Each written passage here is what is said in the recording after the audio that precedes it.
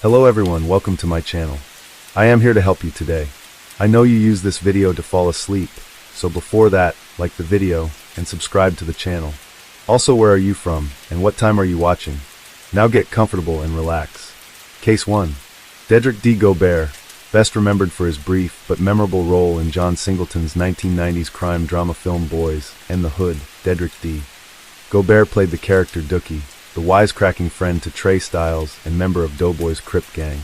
Although his role was small, his portrayal is notable for his sucking on an ever-present pacifier, something he is often cited as the originator of the pacifier trend that would become popular among teenagers and young adults during the early 1990s. Gobert began his brief acting career, which spanned over 4 years, by starring in several commercials but would later appear in 3 films, all of which were written and directed by John Singleton.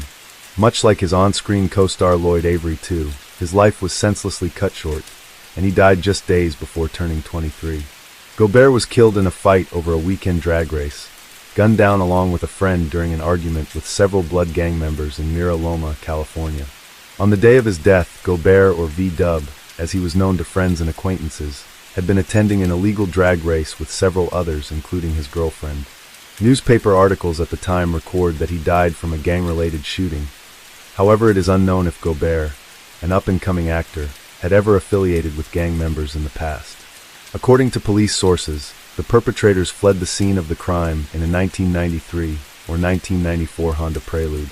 Gobert grew up under his mother's care, and Carolyn Gobert described her son as a friendly person who liked to joke with people and make them laugh. One incident from his past would seem to indicate that despite his comical nature, he was capable of violence.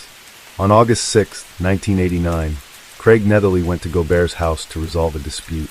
Netherly and Gobert had grown up in the same neighborhood, and when he exited the residence as Netherly arrived, the teenaged Gobert was holding a handgun. On the day of his death, Gobert, or V-Dub, as he was known to friends and acquaintances, had been attending an illegal drag race with several others, including his girlfriend. Newspaper articles at the time record that he died from a gang-related shooting. However, it is unknown if Gobert, an up-and-coming actor, had ever affiliated with gang members in the past. According to police sources, the perpetrators fled the scene of the crime in a 1993 or 1994 Honda Prelude. Gobert grew up under his mother's care, and Carolyn Gobert described her son as a friendly person who liked to joke with people and make them laugh. One incident from his past would seem to indicate that despite his comical nature, he was capable of violence. On August 6, 1989, Craig Netherly went to Gobert's house to resolve a dispute. Netherly and Gobert had grown up in the same neighborhood, and when he exited the residence as Netherly arrived, the teenaged Gobert was holding a handgun. When John Singleton started the casting process for his feature directorial debut crime drama entitled Boys and the Hood, a coming-of-age story that was based on his own life and the people he knew growing up, he intended to star mostly locals, in order to keep a sense of realism. His project depicted gang culture and the lives of 3 young African Americans growing up in South Central Los Angeles. Filmed on location between October to November 1990, the cast starred Cuba Gooding Jr. and Ice Cube as the lead roles of Trey Styles and Darren Doughboy Baker, 2 school friends who would both take different paths in life. Styles would grow up under the influence of his father Furious, who wanted to instill in him some valuable life lessons, while Darren becomes a Crips gang member, serving time in jail for petty gang and drug-related crimes. In one of the most poignant scenes in the film, Doughboy's brother Ricky, played Morris Chestnut, is running away with Gooding's Trey Styles when he gunned down by a gang member. This iconic scene, where Lloyd Avery Toos gun-toting knuckhead number 2 leans out of the window of a red 1988 Hyundai Excel and blasts Ricky. This scene would be a turning point for Avery, who would go on to become a real-life blood gangster, which ultimately led to his own death. Born as Dedrick Dwayne Fontenot on November 25, 1971, in Shreveport, Louisiana, Gobert met Singleton, an Inglewood native, when he worked at the post office and had to drive mail from Los Angeles to Las Vegas, during which he would sometimes bring girls along with him. The two struck up a friendship, and when Singleton had written the script for Boys and the Hood, he offered Gobert the supporting part of Dookie, a childhood friend and member of Doughboy's Crips gang. Gobert's portrayal of Dookie is best remembered for his iconic pacifier, which his character used throughout the whole movie. Dookie's use of a pacifier has been cited as igniting the trend that would become popular with teenagers and young adults during that time, while others believe Flavor Flav, who wore one around his neck in a Public Enemy video, was the true originator. Gobert had actually sucked on pacifiers in real life in an effort to quit smoking. Writer-director John Singleton thought it was so cool that he decided to use it in the film. His supporting role in Boys was the start of his theatrical acting career. The film would prove to be both a financial and critical success, and was praised for its emotional acting and powerful writing. At the 64th Academy Awards, it was nominated for Best Director and Best Original Screenplay, making Singleton the youngest person and the first African American to be nominated for Best Director. During the editing process for Boys, Singleton started writing the draft script for a movie he called Poetic Justice. This movie, starring Janet Jackson as Justice, is about a young woman who decides to become a hairdresser after witnessing the murder of her first and only boyfriend. She copes with her depression by writing poetry and strikes up a friendship with Lucky, played by Tupac Shakur. The plot of the 1993 movie was based on Tupac's brief romance with Marie Rose, with whom he had struck up a relationship in between takes on the set of the film Juice, in which he starred. Rose was an aspiring poet who frequented the Brooklyn Moon Cafe in Green, Brooklyn, while studying at Brooklyn College, and was known for her trademark braids. Once again, Singleton used some of the same actors he had cast in Boys, including his friend Gobert. Starring alongside Regina King, Lloyd Avery II, Tyra Farrell and John Cothran, all of whom had appeared with him in Singleton's Boys, Gobert was cast in the small role of Lloyd. The film would go on to reach #1 in the U.S. box office on its opening weekend, and for her role, Jackson received an Academy Award and Golden Globe nominations for her song Again, which also reached #1 on the Billboard Hot 100. Despite its mixed reviews from critics, it would go on to gain a cult following. With 2 acting credits under his belt, Gobert would star in what would be his last role in Singleton's 1995 crime drama Higher Learning, that follows the changing lives of 3 incoming freshmen at the fictional Columbus University. Starring alongside his Boys co-stars Regina King, Ice Cube and Lawrence Fishburne, the latter 2 would both be nominated for Outstanding Actor in a Motion Picture, for which Fishburne would win. Gobert played the role of Fudge's homie, one of Ice Cube's friends, but he would never see the finished film, which was released in September 1995, almost a year after his tragic death. Around this time, the 22-year-old Gobert began dating 16-year-old Jenny Hyen, who was with him on the night of his murder. Just 6 days before his 23rd birthday, Gobert would become involved in an argument that would cost him his life. During the early morning hours of November 19, 1994, Gobert, along with Hyen and his friend, 19-year-old Ignacio Hernandez of Rosemead, along with their friends Christine Mail Gillers and Herman Flores and a group of others, attended an illegal street race in the area of Etiwanda Avenue in Mira Loma, California. Both Gobert and Hernandez participated in the races, with Gobert driving his Volkswagen Rabbit and Hernandez in a Honda Del Sol. During a race that Hernandez participated in, another vehicle pulled in front of him, which caused him to brake to avoid a collision.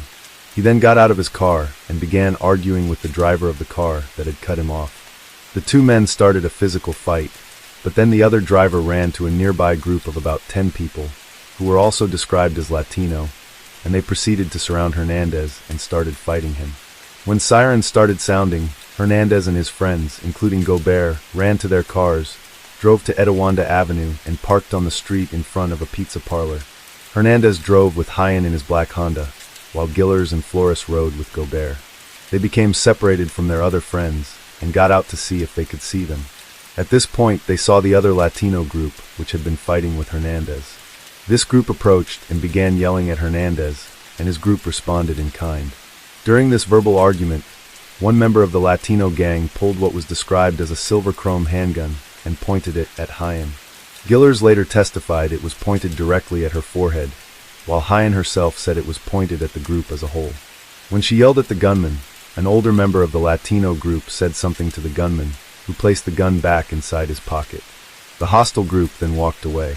That same night, several members and associates of this criminal street gang, known as the Acro Boys Krasy or ABC, including Eric Garcia, Roger Boring, Lester Maliwat, and Sonny Inraka, had also attended the races.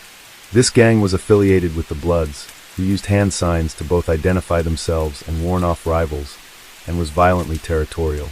Earlier that evening, the gang members had met at Boring's house, and they drove several cars in the races. In Raqqa, carrying a snub-nosed revolver, rode with Molly-What. When the siren sounded, the ABC gang members parked in and around the pizza parlor on Etiwanda, and several of the gang members gathered in the pizza parlor parking lots and against the wall facing Etiwanda Avenue. At some point, Roger Boring noticed Dedrick Gobert and Judy Hyen walking back and forth, and as they did, they were talking about the earlier gang they encountered. Gobert, Hyen, Gillers, Hernandez, and Flores then decided that their other friends must have left, and they decided to leave too. Before they did, Gobert got into his Volkswagen and drove up and down Etiwanda, before pulling back in behind Hernandez's car. Gillers later said that she believed Gobert was taking one last look around for their other friends before leaving. Boring also saw Gobert drive off in his car and return. He later described how Gobert slammed on his brakes when stopping in front of the ABC group. Molly-What testified that he saw Gobert circle the block in his car, and said he looked at the ABC group in what he believed was the wrong way. Gillers said she noticed the ABC gang members, that they were dressed in red, a blood gang color, and heard some of them say, "Blood, blood, blood," in their conversations while looking over at her group. She said she warned Gobert about this, but he approached the ABC gang members anyway. Gobert said to them, "What's up, cuz?" and "Fuck Bloods, fuck slobs," and claimed to be a Mafia Crips member. He also raised his arms and made a Crip gang hand sign. The things Gobert said were an insult to a blood gang like ABC, and some of the gang members responded by saying, "What's up, blood?" an insult to a Crip gang member. Garden Grove Police Officer Michael Martin, a former gang officer with expertise in gangs and gang culture, was familiar with the ABC gang, which had originated in Orange County in 1988 to 1989. According to Martin, the insults from Gobert required the ABC Blood Gang to beat him down in order to maintain respect. Martin explains that such a beatdown would be for the benefit of, in association with, and at the behest of the gang. Gillers testified that the ABC gang members rushed Gobert before he was able to put his hands down and began beating him. Both Molly-What and Boring testified that their fellow ABC gang members thought it was humorous that Gobert would insult such a large group of Bloods and laughed at him. Boring added that Gobert appeared intoxicated because he zigzagged on his feet. Hyen and Gillers believed that Gobert had drank most of a 40-ounce bottle of malt liquor while at the races, but said he drank nothing before that. A 40-ounce bottle of malt liquor was later found near the pizza parlor by Riverside County Sheriff's Detective Eric Speidel. It contained 2 ounces of liquid. Both Boring and Molly-What would claim that Gobert was rushed by the gang members when he responded to the gang's insults by reaching under his shirt, as though he was packing a gun. The gang, around 15 to 20 strong, began hitting and kicking Gobert. Gillers, Hernandez, and Hyen rushed in, shouting, "Stop it. That's enough," and tried to help Gobert. As the fighting carried on, the warring groups of people backed across the northbound lanes, over the center median, and into the southbound lanes of Etiwanda. It was here where Gobert ended up on the ground, being kicked, hit, and stomped. Hernandez attempted to free Gobert by pulling people away, and had gotten on top of Gobert to protect him. At that moment, Claudio Hortia, one of ABC gang members, kicked Hernandez in the head. Gillers forced her way into the crowd, and saw Gobert and Hernandez being attacked. She got on top of Hernandez, trying to protect him, and was kicked in the face, ending up stunned on the ground. Thinking that the fight was over, Boring began walking back to the cars, while Molly-What, having been knocked down by Hernandez, and also thinking the fight had finished, heard someone say something about a gun, and he ran. As Gillers staggered to her feet, she heard 2 to 3 gunshots, and then everyone began running. Hyen was outside the circle of people fighting when she heard the shots. Boring testified that he looked back before any shots were fired, and he saw Sonny and Raqqa grab Hernandez by the head or shoulder, raise his upper body, and shoot Hernandez. Raqqa then stood over Gobert, pointed the gun, and shot him. After shooting Gobert and Hernandez, Boring saw a woman approach Raqqa and push or kick him from behind. Raqqa then turned and fired a shot at her. This woman was Jenny Hyen. Molly-What said when he got to his car he turned back and saw Raqqa fire at Gobert and Hernandez. Molly-What then quickly got in his car, and as he pulled out of the parking lot and onto Etiwanda, Raqqa got in. Molly-What could see a woman lying on the ground in an awkward position and asked Raqqa why he shot the girl. Raqqa replied, "Fuck them. They deserved it." As Molly-What drove away from the area, Raqqa took the expended shells from the revolver and threw them out of the car window. Eric Garcia, another of the ABC gang members, had stayed in the car he rode in and was listening to the radio, but got out when he was told about the fight. As he walked through the parking lot toward the street, he said he saw the fight in which the ABC gang heavily outnumbered their opponents. Before reaching the street, he heard 2 or 3 gunshots and saw everyone had started running away. Garcia then ran back to the car and drove away. Garcia stopped at a nearby Denny's restaurant, where he learned from Claudio that Enraca had been the one doing the shooting. After leaving the restaurant, Garcia went to Boring's house where he confronted Enraca, who at first refused to answer Garcia's knock on Enraca's bedroom door. When he asked Sonny what happened and why he shot the girl, Enraca became angry, and the 2 men got into a pushing match. Finally, Enraca told him maybe they deserved it. Garcia said he asked Enraca to hand over the gun. Enraca refused, and Garcia went outside. As he came outside, Enraca asked Garcia to take the gun, which he did, and kept it in his closet for a few days until Enraca came by asking for it and took it back. Back at the pizza parlor parking lot, sheriff's deputies began arriving at the scene of the shooting at around 2:20 a.m. and found Gobert and Hernandez dead in the roadway on Etiwanda Avenue. Jenny Hyen was still alive, but was lying on the roadway and was falling in and out of consciousness. She had a bullet wound to the right side of her neck and was immediately transported to hospital.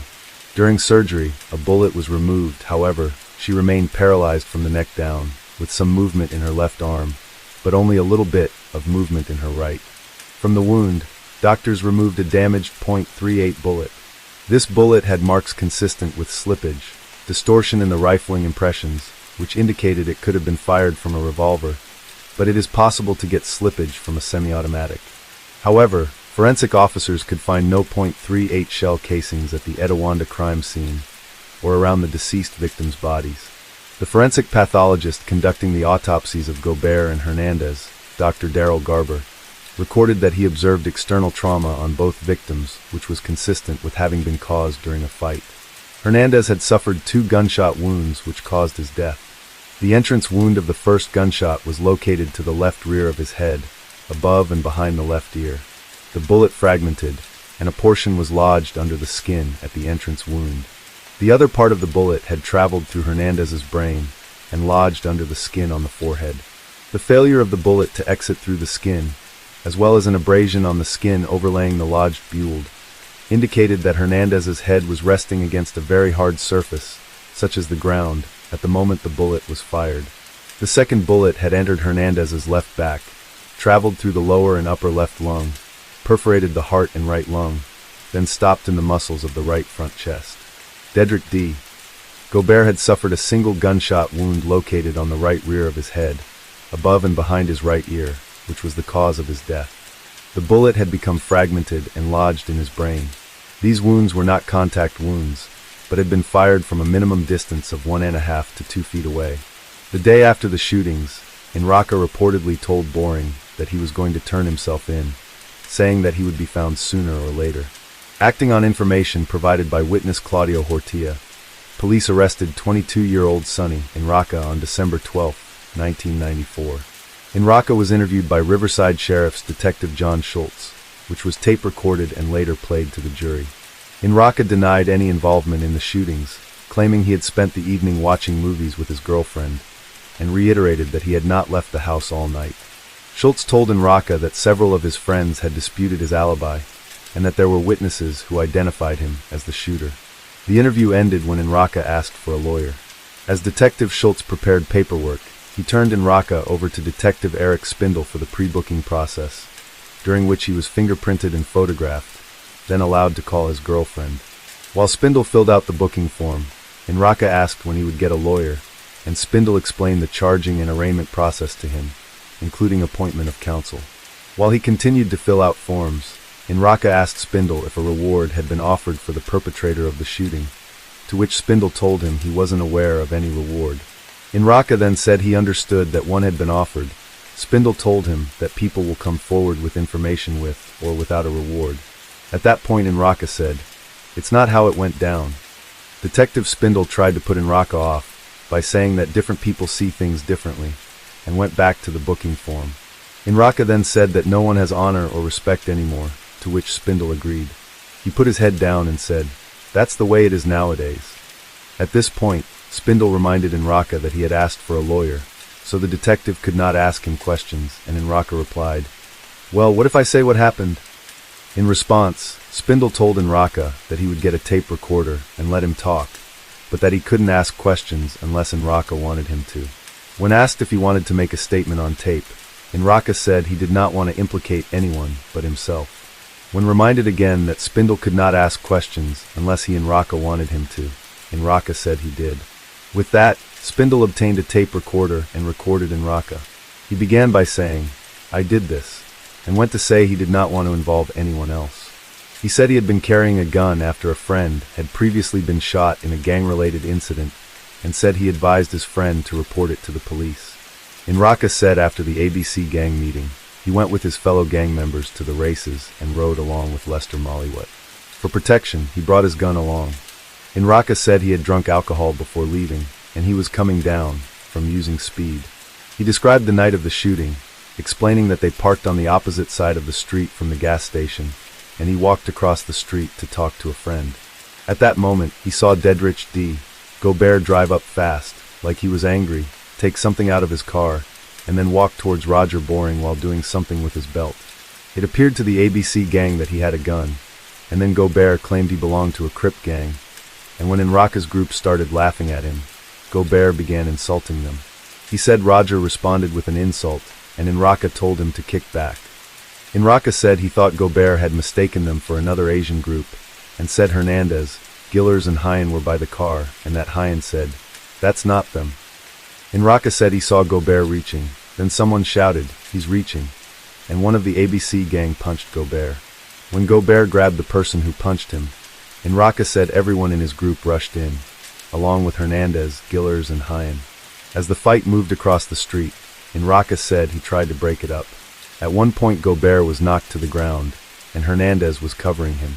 Intending to break up the fight, Inraka pulled his gun to shoot in the air, but said he thought he recognized Hernandez, so grabbed him by the hair and lifted his face, asking him where he was from.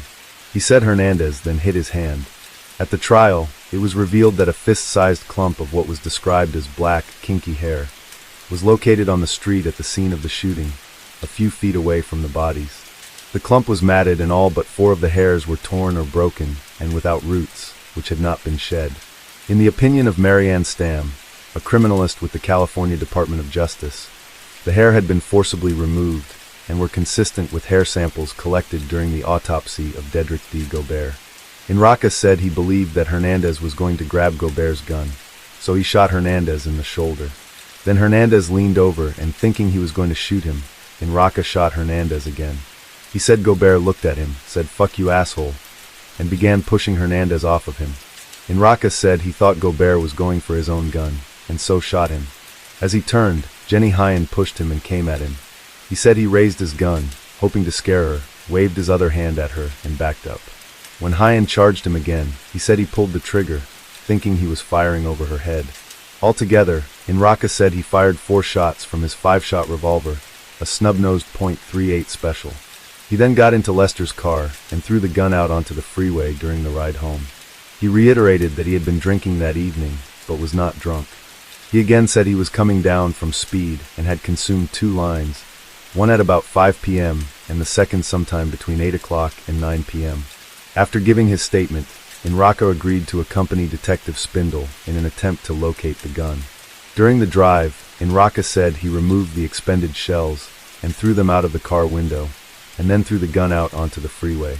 The gun was never located.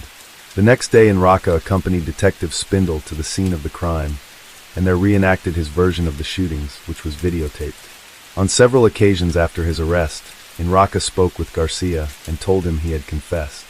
On March 13, 1998, the District Attorney of Riverside County filed an amended information charging appellant, Sonny Inraka, with the murder of Ignacio Hernandez, the murder of Dedrich D. Gobert, and the attempted murder of Jenny Hyen. As to all 3 charges, it was alleged that the crimes were committed for the benefit of, at the direction of, and in association with a criminal gang. Inraka pleaded not guilty and denied the allegations. Inraka's jury trial commenced on March 10, 1999, at Riverside County Superior Court before Judge W. Charles Morgan. Several members of the ABC gang testified at the trial. Derek Taguchi said that he was at Roger Boring's house the night of November 18, 1994, and used methamphetamine within Raqqa. He said they used it a couple of hours before everyone left for the races, but he couldn't remember how much they had used. Dr. James Rosenberg, a forensic psychiatrist specializing in psychopharmacology, with experience in treating methamphetamine-induced disorders, described methamphetamine as a strong stimulant with an 11-hour half-life that affects thinking, judgment, and impulse control. As well as the physical symptoms, he also described the mental symptoms as something akin to paranoid schizophrenia or the manic phase of manic depressive illness. He testified that in Raqqa's described actions were consistent with methamphetamine intoxication. The blood alcohol testing of autopsy blood samples from Dedrick D. Gobert and Ignacio Hernandez revealed blood alcohol levels of 0.16 and 0.14 respectively. Blood drawn from Jenny Hyen at 3:13 a.m. was tested and revealed a blood alcohol level of 0.11. Toxicologist Maureen Black described expected symptoms of those levels to include slurred speech, balance, mental impairment, and an exaggerated emotional state. Several of the ABC gang members or associates described Gobert as appearing to be intoxicated and aggressive when he confronted the ABC gang members in front of the pizza parlor. Gobert also drove recklessly before stopping in front of the group, yelling insults, claimed to be a Crip gang member, made Crip hand signs, and put his hand either under his shirt or behind his back as though he had a gun. Eyewitness Daryl Arquero testified that he saw a shiny object in Gobert's pants when he lifted his shirt, and said he had a gun.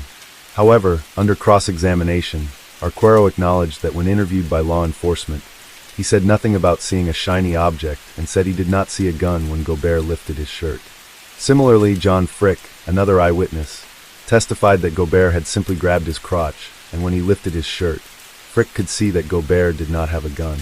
Arthur Balamide testified that when Gobert was attacked by the ABC group and he retreated across the street, people were moving away from the area of the fight, and Gobert was on the ground, badly beaten, and wasn't moving when he was shot. Balamide, who said he had previously met in Raqqa, but did not see him in the group that rushed Gobert, claimed that although he could see the shooter, he could not see who the shooter was, saying, "I don't know exactly who it was, but you could see a person." However, Balamide also said he knew and did not remember seeing Molly Watt, Boring or Cedric Lopez, other members of the ABC gang. He added that he did not remember seeing a second person on the ground with Gobert, and did not remember seeing any girls involved in the fight. Alfred Ward claimed that when the group attacked Gobert, they yelled, "This is hyper-tech." Once the fight subsided, Ward claimed to have heard someone say, "Fuck it, John. Just shoot him." He said he saw a person run across the street to a car, obtain something and run back. Then he heard gunfire. He testified he saw the shooter standing over both victims firing at point-blank range, and actually lift each victim's head before shooting them. Ward described the shooter as having a 7 to 8 inch multicolored tail of hair at the back of his head, wearing a hooded sweatshirt, and firing a small semi-automatic handgun. Ward also testified that he was not sure if the shooter was the same person he had seen run to the car, and during cross-examination he testified he did not actually lay his eyes on the exact shooter that night. Ward offered conflicting testimony regarding the person he saw commit the shooting. He claimed this stemmed from his state of being hysterical and not lucid from seeing the shootings. This claim was refuted by the officer who interviewed Ward.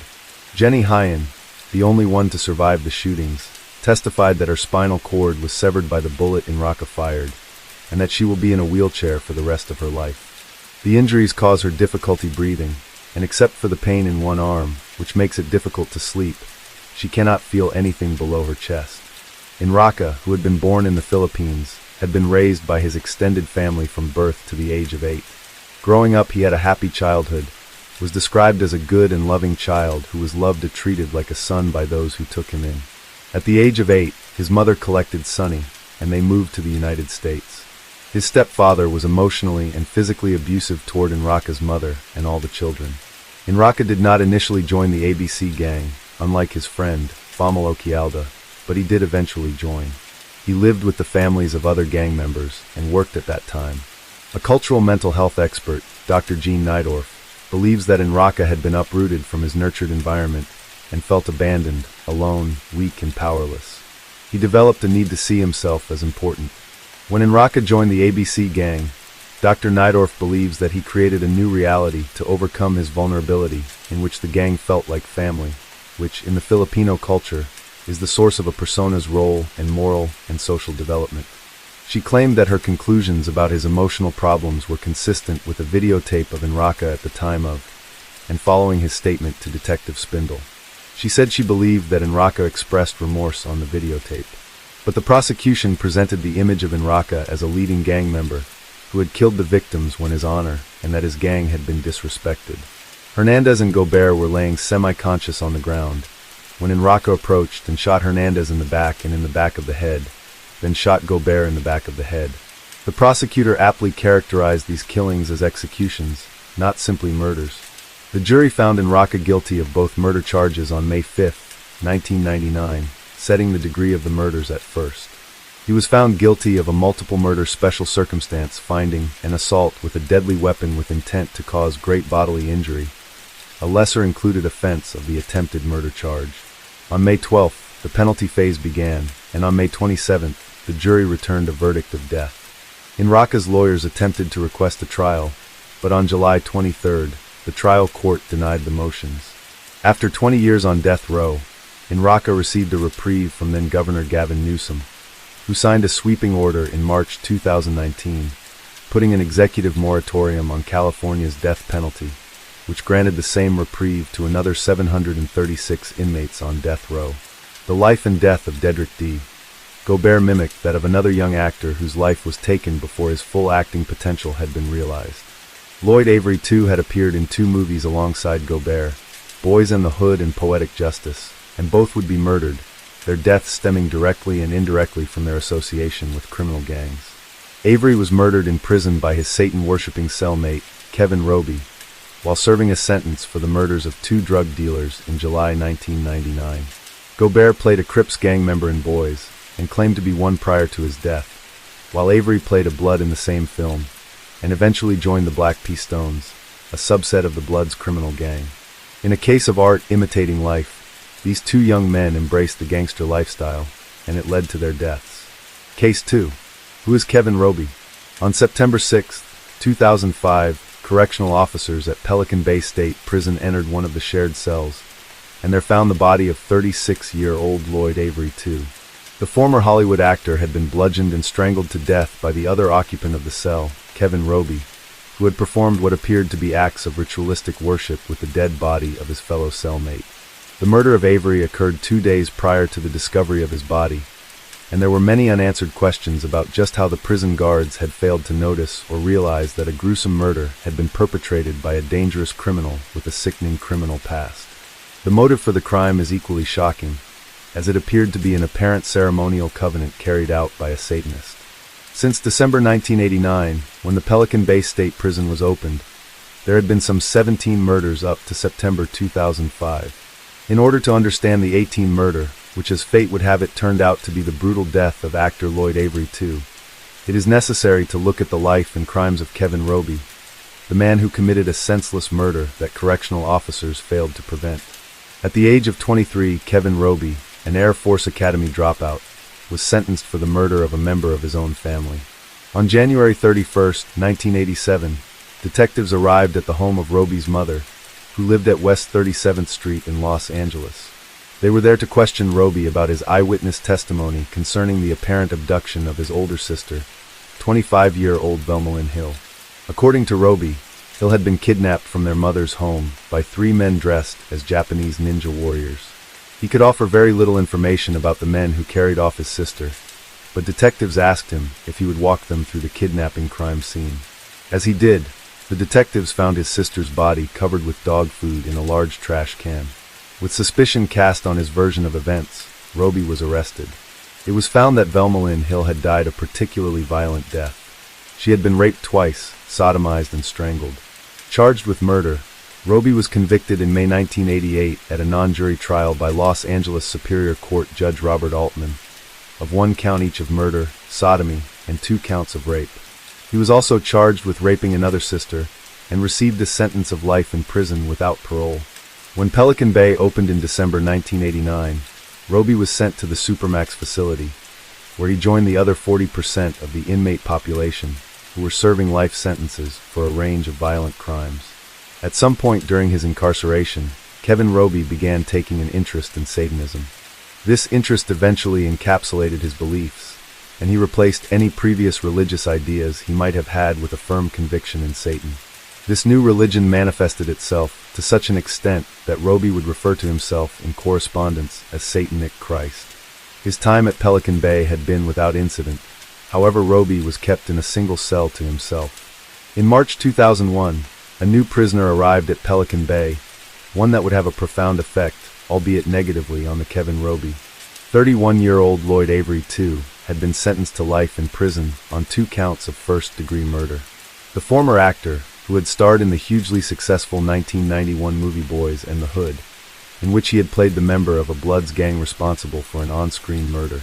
Off-screen, however, Avery had begun to associate with real-life Bloods gangsters, and soon his film career had taken second place to his newfound gang lifestyle that imitated his film roles that earned him some measure of short-lived success. Police suspect he had already committed several drive-by shootings involving rival gang members. On July 1, 1999, Avery committed a double murder. According to police reports, at around 4 p.m., Avery approached Annette Lewis and Percy Branch, both of whom were sitting under a tree near Santa Barbara Plaza. An argument ensued, allegedly over a drug debt, and Avery pulled out a .45 caliber pistol, firing it at Lewis before turning the gun on Branch, shooting him in the stomach. Later that day, Lewis died, but the mortally wounded Branch survived for another 3 weeks before finally succumbing to complications from his wounds. After this, Avery brazenly decided he wouldn't go into hiding. He even filmed 2 movies, Lockdown in 2000 and Shot in 2001, in which he played the gangster G-Ride, as well as serving as a technical advisor for director Roger Roth. He pursued his film career right up until his arrest on December 8, 1999, while at his grandmother's house near Beverly Hills. At his trial in December 2000, Avery was found guilty and sentenced to life imprisonment. Despite his gang affiliation as a committed Blood, a different Avery emerged in prison, that of a devout Christian who the other inmates nicknamed Baby Jesus. Avery found salvation in Dennis Clark's congregation in L.A. County Jail, who had first noticed Avery in the front row during one of his services. Avery was eager to turn his life around, and was soon meeting with the chaplain in his office where they would talk daily about God. Clark said that whenever Avery committed himself to something, he went all in. As with his acting, religion was no different. His faith was real as any man's faith I've ever known, said Clark. With his newfound faith, Avery carried his Bible, with notes scribbled in the margins, into court every day during his December 2000 trial. But it soon became apparent that this Lloyd Avery was not the one being judged, but the venerated off-screen Blood gangster, as well as the on-screen Blood who shot Ricky. When Avery arrived at Pelican Bay in March 2001, he continued with his religious fervor, and even began to preach to other inmates in an attempt to convert them. For some unknown reason, correctional officers decided that Kevin Roby was to receive a cellmate, and perhaps in an act that was born out of some twisted logic, in August 2005 they chose Lloyd Avery. Sensing an opportunity in these new living arrangements, Avery, the devout evangelical, believed he'd been given a quest. I know God has him around me for a reason. He knows very well that I am a devout Christian, and I pray for him to the Lord every day that he gives his life to God. He wrote in a letter to Clark dated August 29th. According to prison reports, on the evening of September 4th, 2005, a spiritual dispute erupted between Avery and Roby, which turned violent. Roby would later explain, he was pushing his agenda to convert me to Christianity, which led to us fighting. This clash ended with Roby choking a battered Avery unconscious. The vicious beating caused a large volume of blood in his lungs, resulting in his death. Roby placed Avery's body in bed under the covers, and over the course of the following day and half, a total of 11 counts of inmates were made by correctional officers, including a standing count at 4:30 p.m. on the Monday. During each of these counts, Avery was tallied. In the meantime, Kevin Roby ate both his own and Avery's food rations, and spent some of that time writing a flirtatious letter to one of the former actor's pen pals. In his own recollection of the murder, Roby told prison officials he had tied a piece of string around one of Avery's arms and tugged it to imitate movement, much like a marionette, in order to fool guards into believing he was still alive. Shortly before the Tuesday midday count, Roby positioned Avery's body onto a pentagram he drew on the floor of his cell. When correctional officers entered the cell, they found the walls were painted with Avery's blood, as part of a satanic ritual that Roby performed as a warning to God. He would later say, "He, God, is next on the agenda once I accomplish what I want to accomplish in this realm."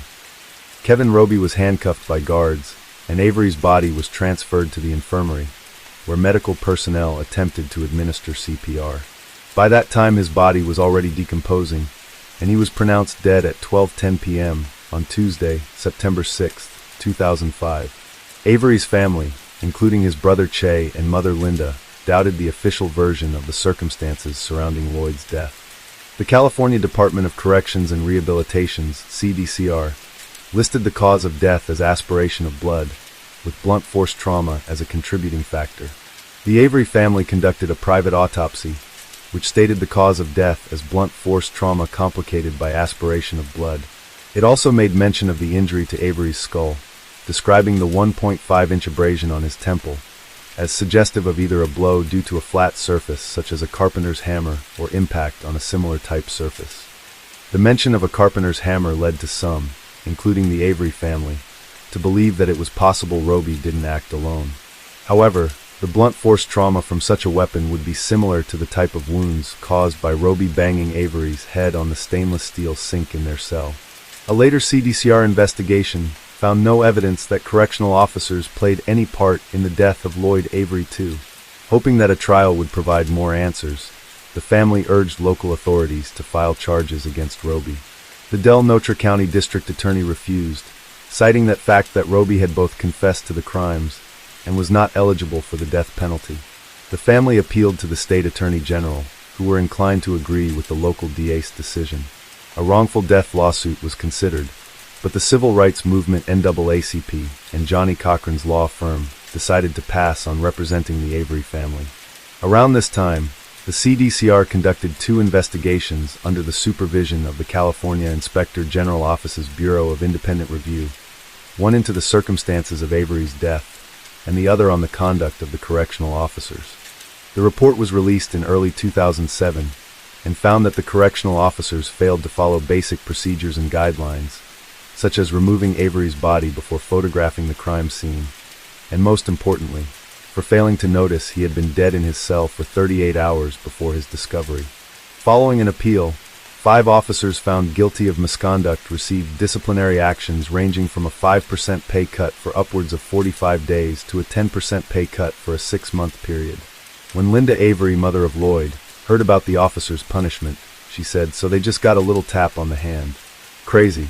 When contacted in November 2020, the correctional officer who found Avery's body refused to comment, saying, "I have nothing to say about it, man. I'm retired. It's no longer a part of my life."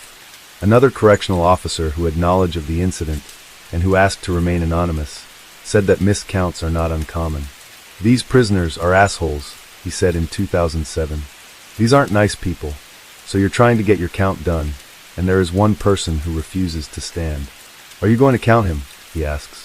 "We like a quiet day. We cherish a quiet day. I know all these officers involved in this case. They didn't do this on purpose. Was it lazy? Sure. Do they have absolute regret? Yes. To me, if there is any mystery here, it's why was Roby taken from a single cell status to being in a double? Who cleared it? Prison officials don't clear it. That's management." That same year, 2007, Pelican Bay administration officials declined to answer questions concerning the matter, citing third-party confidentiality and other individual privacy concerns. Kevin Roby remains incarcerated and continues to sign his letters Satanic Christ, believing himself, in his own words, to be the prophesied killer of God and the rightful ruler of this universe. In letters, he has described how it was necessary to perform 2 rituals over his body in order to fulfill some satanic prophecy. He claims he is not a devil worshipper, but insists he is the Christ of darkness. Roby announced his plans to release a book in September 2020, which he called The Satanic Christ, The Living Word of Darkness, which would contain 66 chapters in 6 sections, with a page count of 999 pages. However, it is unlikely that such a book would find a publisher due to his imprisonment. It appears the passage of time has not diminished Kevin Roby's own faith in his satanic beliefs. On August 11, 2024, an incident occurred at the California Institution for Men (CIM), where inmate Kevin Roby was being held. Located in the city of Chino, San Bernardino County, CIM, which is often referred to as Chino, or Chino Men's, as the locals call the prison, is a male-only facility that holds dangerous inmates such as Roby. At around 3:30 p.m., officers observed Roby exiting his housing unit, wearing only his underwear and no shoes. He reportedly ignored officers' orders to stop and continued to make his way towards the yard. According to the California Department of Corrections and Rehabilitation (CDCR), Roby was seen on the yard where he yelled he would kill anyone left on the yard and pulled out an inmate-manufactured weapon in a sheath from his boxers. Officers responded immediately, initiating a code I, forming a skirmish line. In retaliation upon seeing this, Roby charged towards the officers, and staff were forced to use physical force, as well as chemical agents to restrain Roby and stop the attack. The report said Roby used the inmate-manufactured weapon to stab an officer on the side of his head. The wounded officer was transported to a medical facility where he was treated for lacerations and effects of the pepper spray used to subdue Roby before being released. As a result of the unprovoked attack, Roby was placed on restricted housing status, with plans to be transferred to another institution. Case 3. A suave and debonair fashionista, Cesare Bonventre, was also a ruthless and dangerous criminal responsible for as many as 20 mob slayings. As a capo regime and made man, he was an influential member of the Bonanno crime family, one of the 5 families of the New York City Cosa Nostra.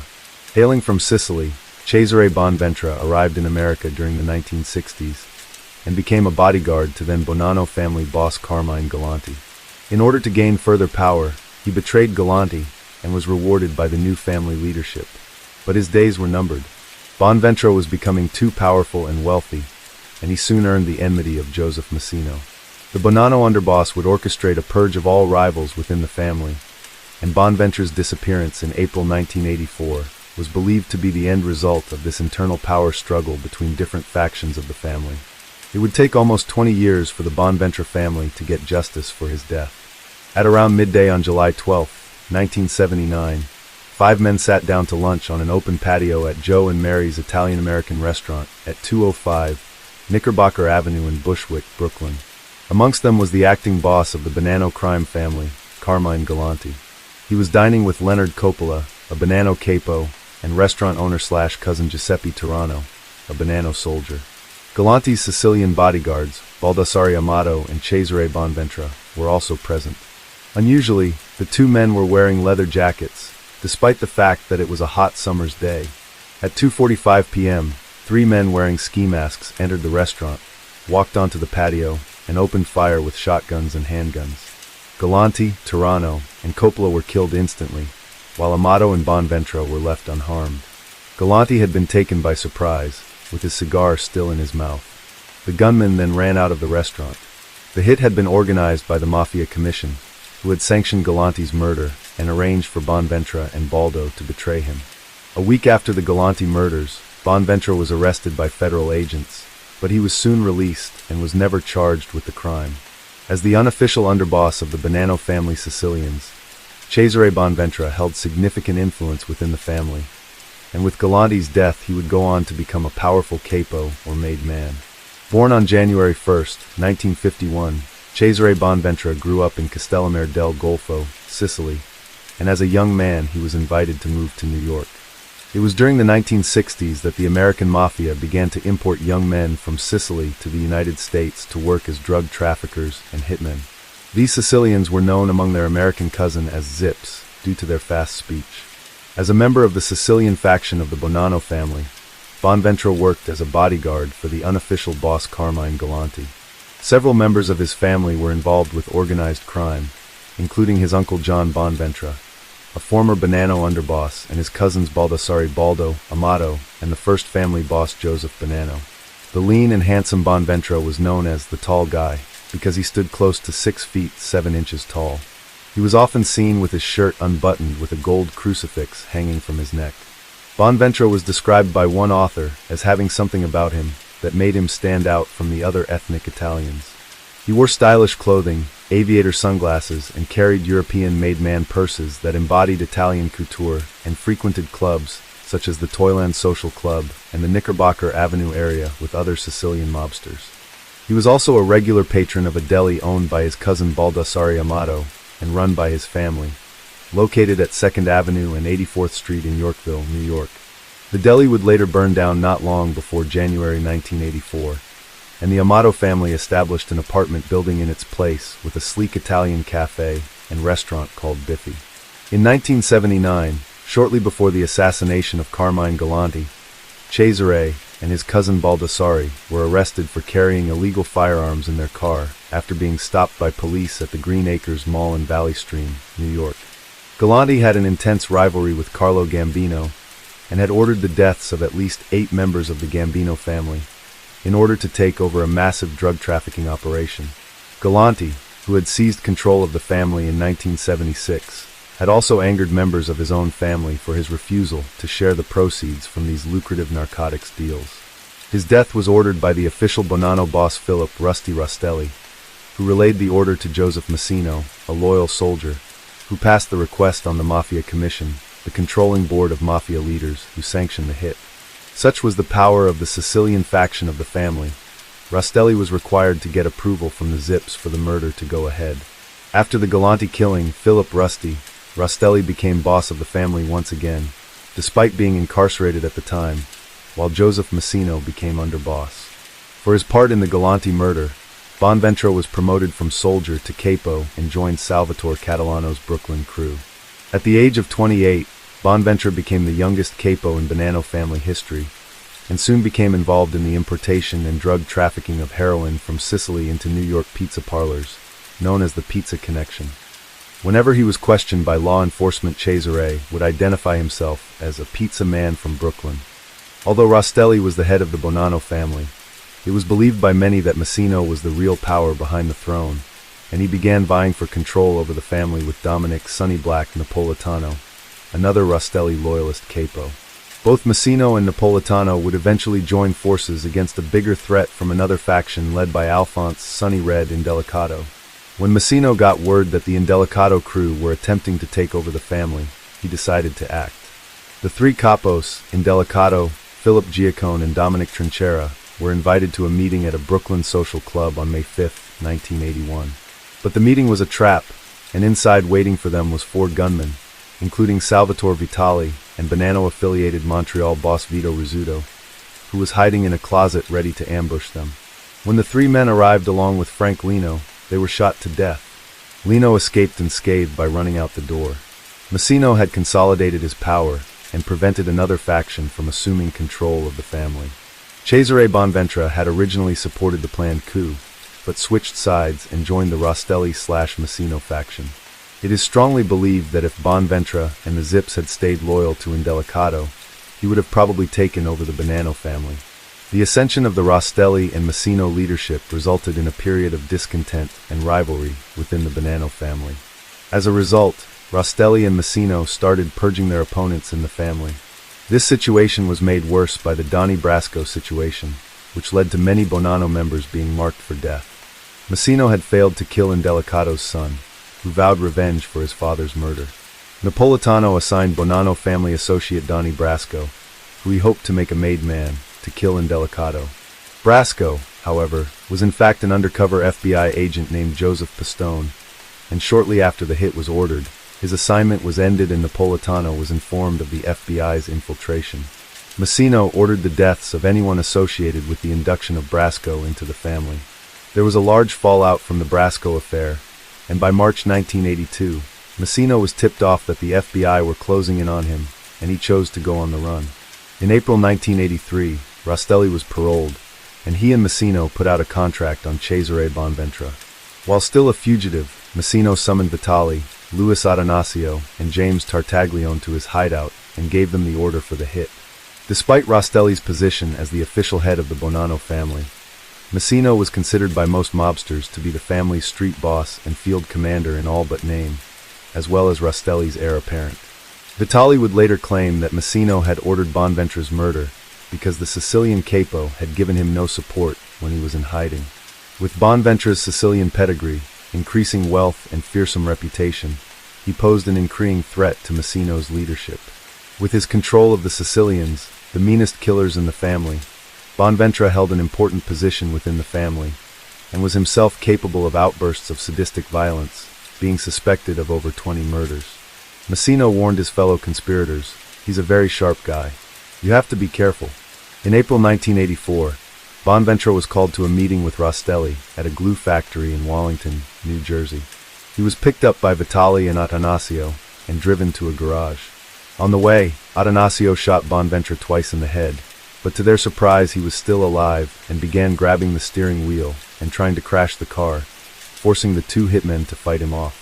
As Vitali steered into the garage, Bonventre crawled out of the car, and Luis Atanasio killed him on the garage floor with 2 more shots. The task of disposing of Bonventre's corpse was handed to Gabriel and Fanny, who promised Vitali that Bonventre's remains would disappear forever. His body was hacked to pieces and dumped into 3 55-gallon glue drums, which were then moved by the killers to the 4th-floor offices of a trading company in Garfield, New Jersey. Shortly after his death, Bonventre's widow gave birth to their only son. Unaware that Bonventre was dead, he was indicted on April 9, 1984, by a federal grand jury along with 12 other Bonanno members on charges of distributing narcotics through the pizza restaurants, the so-called Pizza Connection case. Despite Fanny's promise, the remains were discovered after a tip-off on April 16, 1984, in a warehouse in Garfield, New Jersey. Cesare Bonventre was later buried at St. Charles Cemetery in Farmingdale, New York. For his part in the hit, Massino had Vitali initiated into the Bonanno family as a made man. Not long after the murder, a government informant claimed that one of Bonventre's killers was Bonanno mobster Cosimo Aiello, who would himself be shot to death in the parking lot of a Clifton, New Jersey restaurant in October 1984. It would be nearly 20 years after the Bonventre murder when federal authorities arrested his killers, Luis Atanasio, Peter Calabrese, and Luis's brother, Robert Atanasio. By that time, Vitali was a government witness and agreed to testify against them. On September 20, 2006, after being convicted of Cesare Bonventre's murder, Luis Atanasio and Calabrese were sentenced to 15 years imprisonment, while Robert Atanasio, who had cleaned up the murder car, received a 10-year sentence. Case 4. During the decade of the 1940s, the city of Los Angeles was fast becoming the cinematic heart of the United States, with its emerging Hollywood district becoming known for producing some of the most iconic films of the 20th century. Yet behind the glamorous era of the handsome leading men and beautiful movie starlets, there existed the dark and dangerous underbelly of this sinful city. Iconic locales such as Sunset Strip, Hollywood Boulevard, as well as other neighborhoods and regions in Los Angeles were fast becoming known for the decadent vice of celebrity scandal and police corruption, gambling and prostitution, as well as organized crime and infamous slayings, all of which would contribute to City of Angels becoming known as the City of Sin. With a cast of characters worthy of a Hollywood film noir crime thriller, some of the most sensational and still unsolved murders were committed on the streets of the largest city in California. Tales of murder, mayhem, political corruption, and celebrity scandal were rife in Los Angeles during the 1940s. News reporters of that period had the habit of naming particularly lurid crimes with a headline-grabbing title, such as the 1944 shooting death of a young waitress, which became known as the Red Ribbon Murder, or the brutal red lipstick murder of an aviatrix in 1947. One of the most ghastly and infamous murders in the history of Los Angeles is that of Elizabeth Short, which became known as the Black Dahlia Murder, and would forever become a symbol of the darker side of the city. At night, the streets of LA were a dangerous place for a young woman, and there were many other unsolved murders around this time period, that of almost 20 women over the course of 8 years, most of whom were committed under similar circumstances, that of a beautiful woman whose life was brutally cut short by an unknown madman who slipped away into the night never to be unmasked. Arriving in LA to visit her sister Latona and her husband, Oswald Lanin, 42-year-old Aura Mae Murray had traveled on June 22, 1943, from Camp McCain in Mississippi, where her sergeant husband was stationed, while she worked at the PX. About 5 days into her visit, the women decided to dancing at a dance hall. These establishments were prevalent all over the world during World War II, and were considered a morale booster for both soldiers and the civilian population. The large dance halls usually had an orchestra, while smaller ones consisted of a three-piece band, and the atmosphere of music and dancing were a celebration to raise the spirits during the war. On the evening of June 27th, Ora and Latona went dancing at the Zenda Ballroom, where they met two men, Preston and Paul. They were invited to take a ride in Paul's flashy blue convertible coupe. However, Preston decided not to join them. The trio stopped by Latona's house so they could pick up her husband, but he begged off, and so Latona stayed with him. It would be the last time she saw her sister alive. He was soon identified as 26-year-old Roger Lewis, aka Lewis Gardner, who also used the name Grant Terry. He was a swindler, who at that time was serving a sentence at Leavenworth for fraud and impersonating a federal officer. He was arraigned for trial over the murder of Ora Murray, which ended in a mistrial. At the onset of the retrial, which was scheduled for December 19, 1944, the charges were dropped at the request of Deputy District Attorney John Barnes. He was however found guilty of grand theft, swindling from his erstwhile fiancée, and was sentenced to between 1 to 10 years at San Quentin. No other suspects were arrested in connection with the murder of Ora Murray, and her murder remains unsolved. As police investigated further, they came across a date-book diary in the bedroom containing the names of servicemen. One particular soldier was thought to have been infatuated with Bauerdorf. He was described as swarthy, and allegedly cut in on Bauerdorf during nearly every dance on the night of her death. This man eventually came forward and was identified as Corporal Cosmo Volpe, who was soon eliminated as a suspect after his alibi checked out. June Ziegler was with Bauerdorf at the canteen on the night prior to the murder, and she mentioned that Bauerdorf dated a serviceman less than a month before her murder. This man was 6'4" and a friend of another serviceman, whose name was frequently mentioned in the diary. According to Ziegler, Bauerdorf remarked that the tall soldier was very much taken with her. However, she did not return his interest and quit going out with him. The soldier was sought for questioning by officers. No one was ever charged with her murder, and the case remains unsolved. Ruth Frances Spaulding was found at her home on 1206 West 2nd Street, having swallowed sleeping tablets in what appeared to be a suicide attempt on May 9, 1945. Transported to Georgia Street Receiving Hospital, the city's main trauma hospital, she died 2 hours later. It was determined by doctors she had died by ingestion of a lethal dose of barbiturates. Her death was investigated by the Los Angeles County coroner, who determined the cause to be suicide. At the time of her death, 27-year-old Spaulding worked as a secretary for Dr. George Hodel, who operated his own medical practice and was head of the county's Social Hygiene Bureau. Shortly after Spaulding's death, Dr. Hodel traveled to China, where he worked with the United Nations Relief and Rehabilitation Administration. In October 1949, Dr. Hodel came under police scrutiny when he was accused of molesting and impregnating his 14-year-old daughter, Tamar Hodel, after which she was given a back-alley abortion. 3 witnesses came forward, 2 of whom admitted to participating in the sex acts. At the widely publicized trial, 2 of the witnesses testified, but the third recanted her earlier testimony and refused to take the stand. Some believed that Hodel had threatened to woman into silence. This resulted in Hodel's acquittal of the sexual assault charges in December 1949, and many believed his daughter had made up the abuse allegations for attention.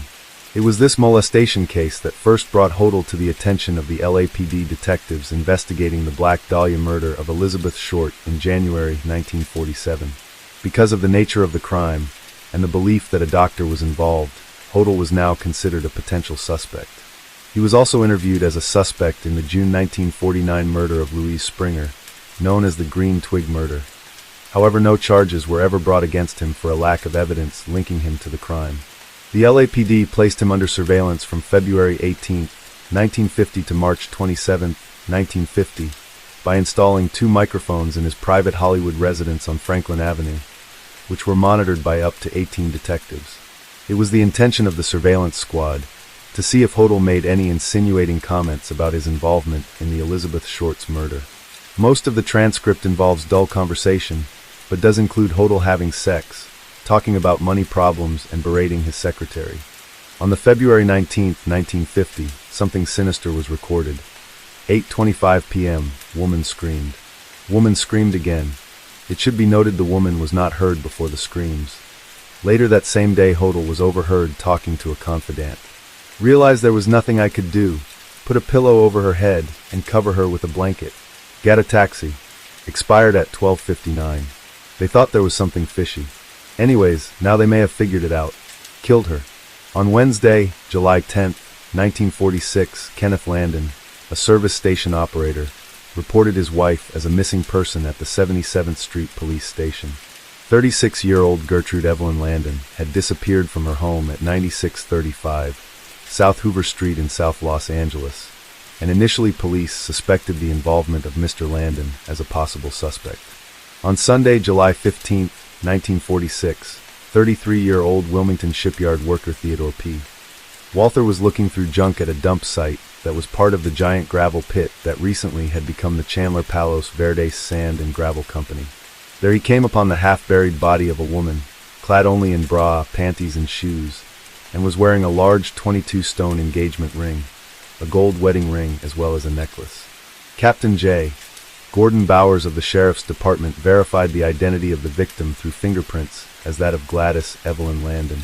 Considering the circumstances of the crime, police soon ruled out Kenneth Landon as a suspect in the case. There were many unusual aspects to the murder of Gladys Landon. Her car, a 1933 four-door Plymouth sedan, was missing, and apart from what little she was wearing, there were no other clothes found nearby, indicating that she had been killed somewhere else and driven to the gravel pit. Police ruled out robbery as a motive owing to the presence of the jewelry. Held on July 17th, the coroner's inquest revealed that Landon had died of strangulation, probably sometime before midnight on July 10th. Despite the brutal nature of her death, the coroner found no evidence of sexual assault. Her car would turn up on July 18th, having been abandoned at the corner of Menlo Street and Slauson Avenue, south of Exposition Park in South Los Angeles. Police never found any further evidence in the case. Her killer was never caught, and Mrs. Landon's murder was never solved. Over the years, many have suspected that Landon's killer might have been the same person responsible for the brutal death of Elizabeth Short, and that a vicious serial killer was stalking women on the streets of LA. The murder of Elizabeth Short is perhaps one of the most enduring and infamous crimes in Los Angeles history, with numerous suspects put forward as the possible killer. Many books and films have been made with the intention of explaining the unsolved crime. Dr. George Hodel has been proposed as a leading prime suspect, owing to his own checkered criminal history, and the fact that he is a suspect in other murders of young women around the same time, some of which is suspected of being connected to the Black Dahlia case. In the months leading up to her murder, Short was herself investigating the series of murders in Illinois, known as the Lipstick Murders. It has been suggested that she was close to exposing the real murderer in those crimes, which were attributed to a young man named William Aarons, and that she was killed to prevent her from exposing the truth. But this is just one of many theories for her ghastly death. On February 27, 1947, 41-year-old Terry Tate of 123 North San Pedro Street was arrested on suspicion of the murder of his wife, Mary. She had been found strangled with one of her own stockings in her room at 107 Weller Street, described as a rooming house or hotel. At the inquest, the manager of the rooming house, Asachi Ujiri, testified that he last saw the victim on the Saturday night of January 18th, in the company of an unidentified white male. She was found the following Sunday morning by Ujiri, beaten and strangled. The coroner's jury recommended her husband be held for further questioning, but he was soon released. On July 1, 1947, Oscar Johann Hallgren, a 40-year-old former film technician, was held by police for the Tate murder. 3 witnesses positively identified Hallgren, of 341 West Poplar Street, Compton, as the man seen with Mrs. Tate shortly before her body was found. He had previously been a patient at Moose Lake State Hospital, MN, in 1940. He was released for a lack of evidence and later died in Long Beach, California, in 1976.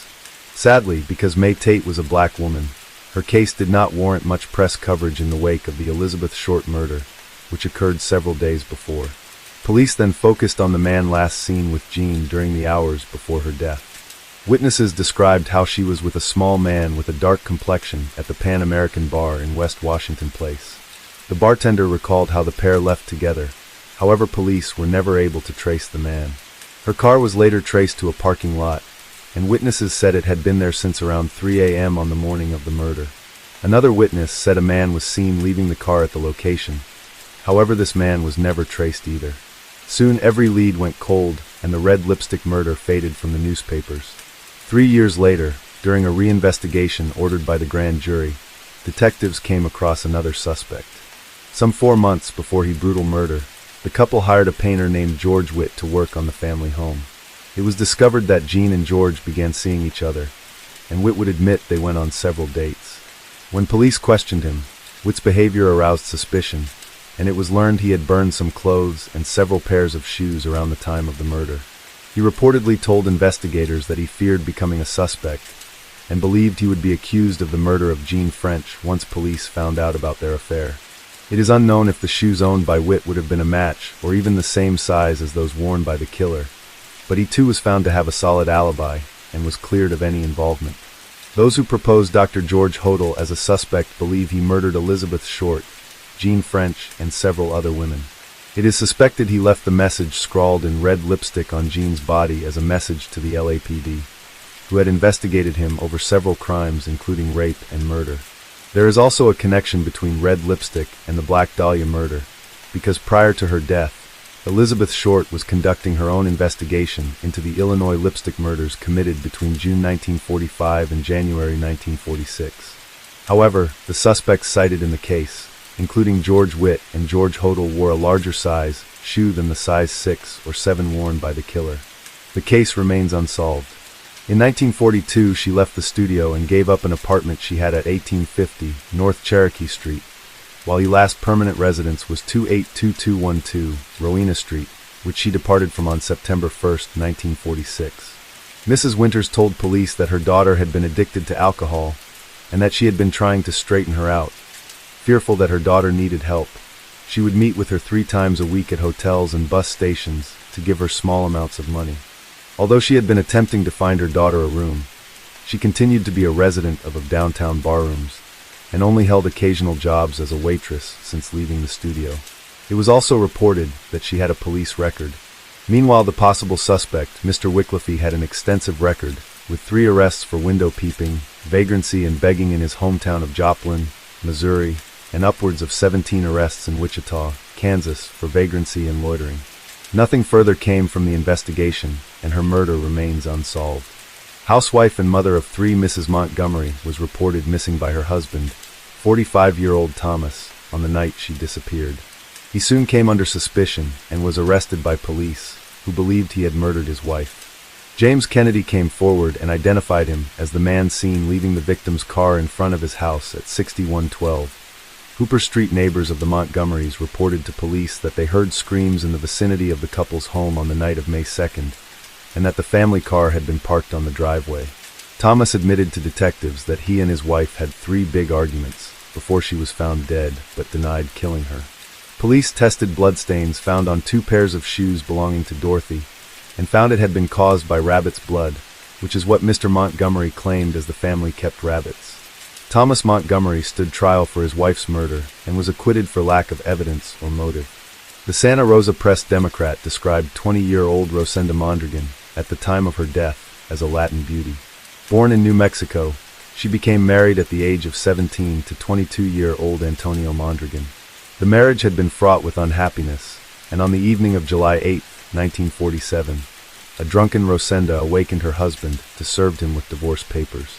They continued to argue into the early morning hours, until she left the family home at 2:30 a.m. Mr. Mondragon would later tell police that he dressed and followed her with the intention of driving his wife to her room at 836S Crocker. However, before he would reach her, a car pulled up alongside and she got in, he said. Reporting at that time was conflicting, with different accounts of what happened given by both the Examiner and the Times. In what would become known as the Red Hibiscus murder, on December 10, 1946, Naomi Tullis Cook was beaten to death with a 5-inch bolt at Lincoln Park. 4 teenagers arrested on suspicion of her death were later released without charge on February 18, 1947. It is unknown if her murder was connected to that of the Cook murder. However, a common theme among the murders of this time was of lone drunk women out walking the streets of LA at night. Much like Laura Trelstad, Rosenda Mondragon was out on foot and was picked up by her killer. With a lack of suspects, Antonio Mondragon was picked up police and given a polygraph test, which he passed. With no other suspects, The case soon went cold, and was one of more than 7 that were committed against young women in Los Angeles during the year of 1947. On the morning of February 14, 1948, a woman was found in the crouching position in the backyard of a property at 3997 West Side Avenue. When police arrived, they found she had suffered from head injuries, and she was taken to hospital, where she was identified by her husband Paul as Mrs. Viola Norton of 226 South 3rd Street, Alhambra. Doctors were treating her for a possible skull fracture and deep scalp wounds inflicted by a blunt instrument. Near the crime scene, several doors away in the driveway at 3391 West Side Avenue, police found one of the woman's slippers near a pool of blood, along with her rifled purse. Mrs. Norton told police that on the Friday evening, 2 men in a light blue sedan had abducted her off the sidewalk at around 1:30 a.m. She said she remembered leaving a bar and then fighting with her assailants, who tore at her clothes. She was then beaten, bludgeoned, slashed, dumped for dead just blocks from Elizabeth Short scene. On June 16, 1949, a convertible automobile was found abandoned at 125 West 38th Street. Inside was the decomposing body of Mrs. Louise Springer, who was found in the rear seat of her husband's car. She had been garroted with a length of clothesline that was knotted around her neck, with 2 knots under her left ear. Her face was swollen and almost black, and her brown skirt was tangled around her hips, and her yellow jacket twisted around her body. It was found that her killer had violently driven a 14-inch long, half an inch thick, stick or tree branch into her vagina. In some reports, the stick was also used to sodomize the victim. Some 36 hours before, Louise Springer had been reported missing by her husband. Working as a stylist at a beauty shop, she had finished work shortly before 9 p.m. on the evening of June 13th, and Lawrence Springer had arrived to pick her up from work. He parked in a lot on Crenshaw, located just across the street from the shopping center where his wife worked. On the evening of October 7, 1949, dancer, model, and part actress Jean Spangler left her home in Los Angeles, telling her sister-in-law that she was going to meet with her ex-husband before going to work as an extra on a film set. Spangler was last seen alive at a grocery store several blocks from her home at approximately 6 p.m. It wasn't until 2 days later that police discovered Spangler's tattered purse was discovered in a remote area of Griffith Park, approximately 5.5 miles from her home. Inside was found a letter addressed to an unknown person. It read, "Kirk, can't wait any longer, going to see Dr. Scott. It will work best this way while Mother is away." Because she had recently worked on the film Young Man with a Horn starring Kirk Douglas, he called police to clear his name, telling them he was in Palm Springs at the time, which police accepted. Douglas denied that he knew Spangler. However, later, when interviewed via telephone by the head of the investigating team, Douglas admitted that he had talked and kidded with her a bit on set, but that he had never spent time with her outside of the film production. He gave a formal press statement on October 12th, in which he said, "I told Detective Chief Thad Brown that I didn't remember the girl, or the name, until a friend recalled it was she who worked as an extra in a scene with me in my picture Young Man with a Horn. Then I recalled that she was a tall girl in a green dress. I talked and kidded with her a bit on the set, but I never saw her before or after that, and have never been out with her." Although she had told her sister-in-law she was going to meet with her ex-husband and then work on a film set, detectives asked her ex Dexter Benner. He told them he had not seen her for several weeks. On the night of August 18, 1949, 48-year-old Mimi Boomhoer had arranged to meet her friend, Stella Hunter, for a night out. However, she canceled due to a business meeting and instead went alone to several Hollywood nightclubs. That night Mimi vanished, her whereabouts a complete mystery. Known as fun-loving Mimi to her friends, the widowed Mrs. Boomhoer's late husband had died some 10 years ago, and she lived alone at the couple's upmarket home, a Spanish-style mansion in the middle of Bel Air. With her money dwindling, she began to pawn items to keep up the facade of the previous life she enjoyed with her husband, Novice E. Blumhauer, a linoleum magnate and big game hunter, wealthy and a social gadabout, who always made sure his wife wore large diamonds on her fingers. When police searched her home, they found an uneaten salad at her table, with the lights left on and her front door open, while her car was still in the garage. The last person who had spoken with Mimi was a friend who telephoned on August 18th, between 7 p.m. and 8 p.m., to discuss an approaching social event.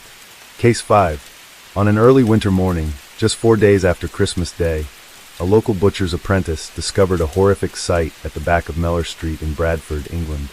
There, the body of a young boy was found in an almost indescribable condition. This crime came during the aftermath of the autumn of terror perpetrated by the serial killer, known as Jack the Ripper, and some even suspected the Whitechapel murderer responsible, owing to the dreadful escalation in his own slayings. Although the crimes of the Ripper were gruesome in their savagery, they paled in comparison to the horrendous mutilations inflicted on 7-year-old John Gill in December 1888, which would be the culmination in a year of bloodshed and horror that shocked Victorian society. From August 31st, 1888 to November 9th, 1888, the murderer known as Jack the Ripper would claim the lives of 5 women in what were vicious and gruesome killings. With a sense of heightened fear among the residents of the East End, and no prostitute safe from the blade of this unseen maniac, the police were powerless to stop the Ripper. With each murder, the mutilations grew steadily more depraved and culminated in the dissection of the last victim, Mary Kelly. By early December 1888, the killer had all but stopped his murderous spree and vanished, never to be seen or heard from again. Although these crimes were bloodthirsty and shocking to the moralistic Victorian society, they paled in comparison to the murder of a young boy, whose life was taken by a black-hearted and vile killer who committed unspeakable atrocities. Early on the morning of Thursday, 27 December 1888, 7-year-old John Gill of 41, Thorncliffe Road, Bradford, in the north of England, left his house to accompany local milkman William Barrett on his round. Described by newspaper reports as a bright little fellow and a general favorite, Gill would frequently accompany Barrett and had done many times in the past. Barrett later claimed that the boy had left him before his last call, as the young boy was just a few hundred yards from his home. Despite being so close to his house, John Gill never arrived home. As far as anyone knew, the last definite sighting of him had been at around 8:30 a.m. when he was seen at the top of Thorncliffe Road, sliding on an ice slide with a group of other boys. His parents, their neighbors, and the police searched over the course of the following 2 days, frantically looking for any sign of the young child, but no trace of him was found. Then, at around 7 a.m. on the morning of December 29, 1888, Joseph Burke, a boy employed by the local butcher, went to the stable of his master, Mr. Newbolt, located behind Mellor Street, to yoke up the horse for the day's trading. Having first tidied the stable, Burke went to deposit the horse droppings in the manure tank, when at that moment he spotted a bundle in the corner near the cart shed doors. As described by the Press Association, the boy was found at a spot than which it would be difficult to find a more convenient one for the purpose of placing anything with the view of escaping detection. It is situated in an obscure thoroughfare at the back of Mellor Street. The backs of the houses in the street form one side, and a row of stables and coach houses opposite. In the latter row there is a recess of a remarkable character, formed by 3 sides of the stables, that portion immediately facing a spectator in the street, being occupied by 2 large doors giving entrance to a cart shed. Just at the left there is a receptacle for manure, and there is a space between the head of this place and the wall, and here the body was found. The December 29, 1888 edition of the South Wales Echo went into detail, describing the horrific injuries that had been inflicted upon the body of the young boy. The unfortunate victim had been indescribably mutilated. Both legs were cut off close to the body. The abdomen was slightly open, and the intestines partly extracted. Both ears were cut off, and there were other shocking disfigurements. When found, the limbs were tied to the body. The braces which the deceased had worn were used to bind the limbs to the trunk. The clothes of the boy were then wrapped round the body, the jacket enveloping the parcel. There was a sack found with the body with the name W. Mason, Derby Road, Liverpool, printed upon it, and this the police hope will serve as a clue to the perpetrators of the crime. All efforts to trace W. Mason would ultimately fail.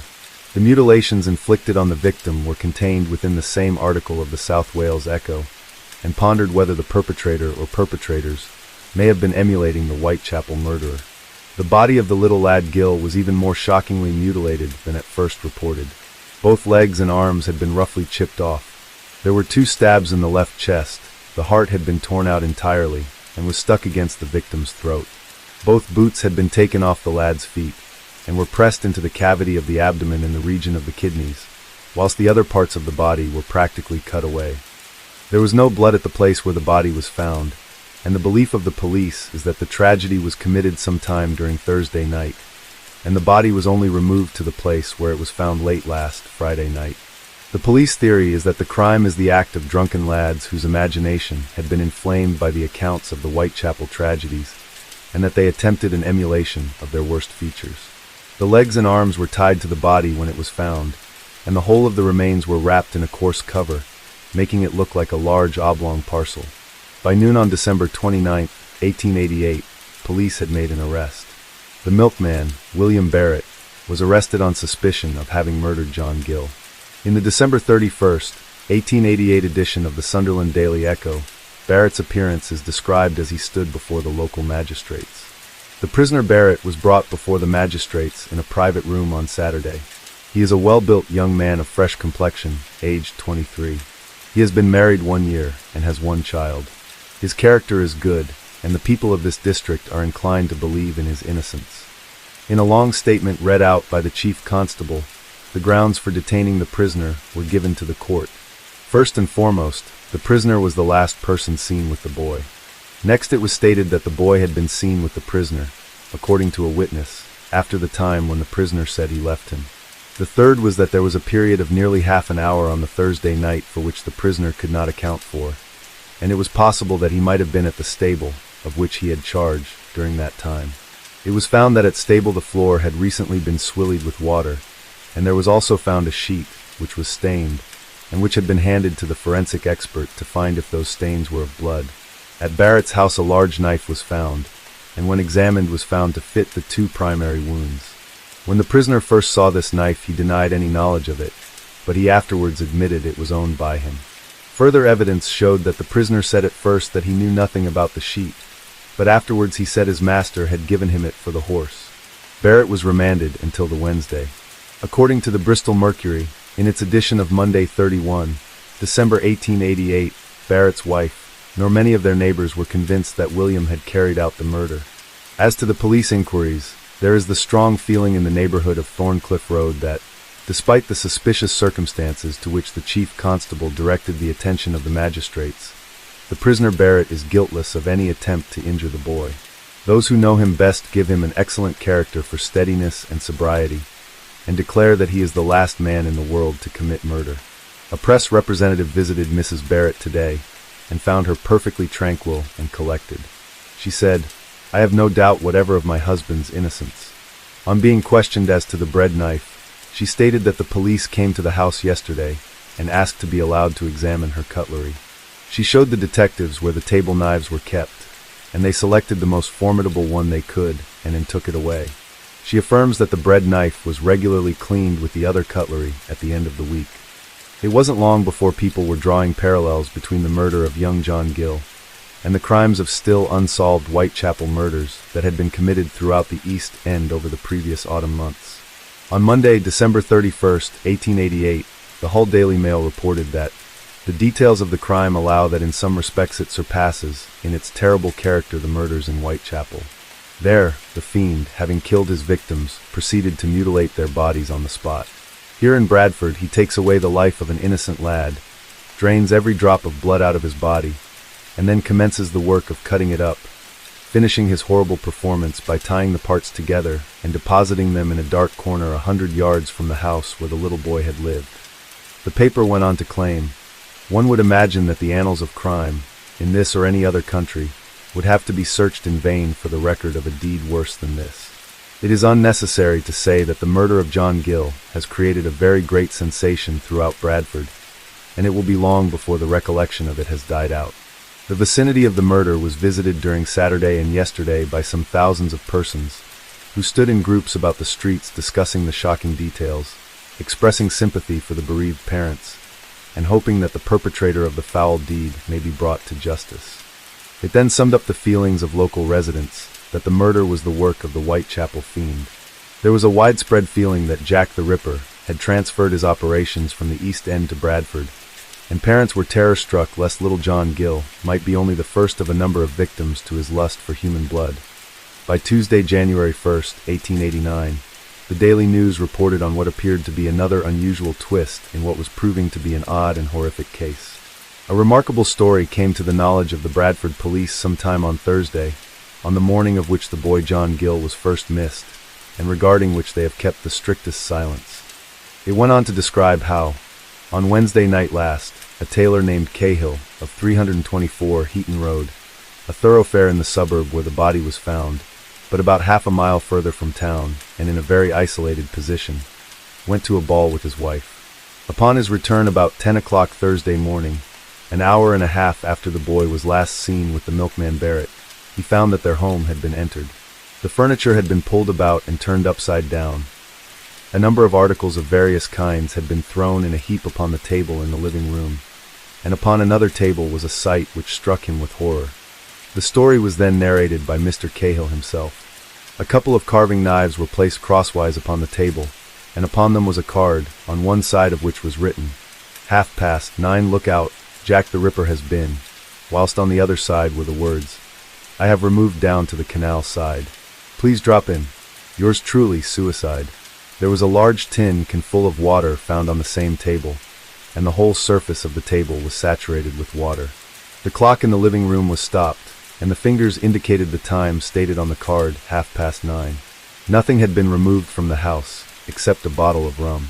Another bottle of rum had been removed from the cupboard, and some of its contents had been poured into 2 glasses, which were left upon the table almost empty.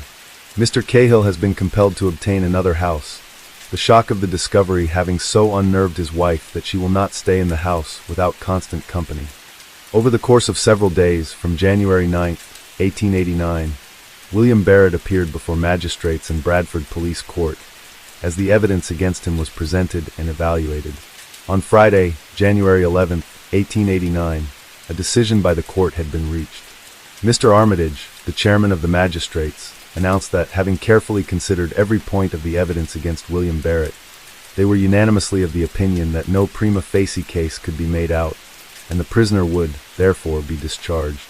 The Daily News reported on January 12, 1889, that there was a loud and prolonged applause in court, and when Barrett soon afterwards left the building and drove off in a cab, he was followed for some distance by a cheering crowd. In the evening, on his arrival at Cunla, his native village, he was publicly feted. With the acquittal of William Barrett, the murderer, or murderers, of young John Gill were never brought to justice, and the crime has remained unsolved. The passage of time, some 130+ years, has done nothing to dampen the horror of the atrocity, which surpasses even the most gruesome of Jack the Ripper's crimes. Despite numerous attempts, the John Gill murder has never been officially linked to the Whitechapel murders. Patricia Cornwall, for example, has claimed that the crime is the work of her prime suspect, Walter Sickert, but the most likely outcome is that it was not connected to the crimes of Saucy Jack. For the little boy who met such a horrible and sad end, there is little hope that justice will be served for either him or his ancestors. Case 6. With the release of Robert Graysmith's 1986 book Zodiac, the public became aware of 2 potential suspects who had been investigated as part of the hunt for the mysterious serial killer. The names of these suspects, Robert Hall Starr and Donald Jeff Andrews, were however pseudonyms, used to protect the identity of these innocent citizens, Arthur Lee Allen and Rick Marshall, both of whom had yet to be charged with any crimes connected with the Zodiac case. Starr would later be revealed to be Arthur Lee Allen, one of the more promising suspects for whom there was a startling amount of evidence pointing to his guilt. In contrast, Andrews, who was unmasked as Richard Reed Marshall, was an avid cinema enthusiast and projectionist who would be connected largely through circumstantial evidence, and who would become a reluctant but albeit permanent suspect in the unsolved serial murder case. Despite numerous connections with the Zodiac case, Rick Marshall would prove to be somewhat of a disappointing suspect. The information contained in Graysmith's 1986 book was revealed to be an embellished mix of fact and fiction about the suspect known as Donald Jeff Andrews, which would only serve to contribute to the confusion surrounding Marshall. Although there are many facts in the case that point towards his guilt, most of those are considered tenuous at best. Retired Zodiac investigator Ken Narlow has commented about the man who was often cited as his favorite suspect, saying that Marshall makes good reading but is not a very good suspect in my estimation. With passage of time, the possibility that Marshall/Andrews could be the notorious Zodiac killer has diminished, so that many amateur Zodiac investigators consider the evidence against him mostly coincidental or speculative, but he has and most likely always will continue to remain on the list of potential suspects. While Charlie Chan is traveling to San Francisco by plane, a friend of Charlie, novelist Paul Essex, dies aboard the aircraft after receiving a radiogram warning him not to ignore Zodiac. This sends Charlie Chan, played by Sidney Toler, into another puzzling mystery set on San Francisco's Treasure Island during the Golden Gate International Exposition. It is possible the killer took his inspiration for the Zodiac name from this movie, wishing to portray himself as a mysterious villain who outsmarts police detectives. However, the old movie connections may have begun with the 1932 RKO production of The Most Dangerous Game, based upon the 1924 short story by Richard Connell.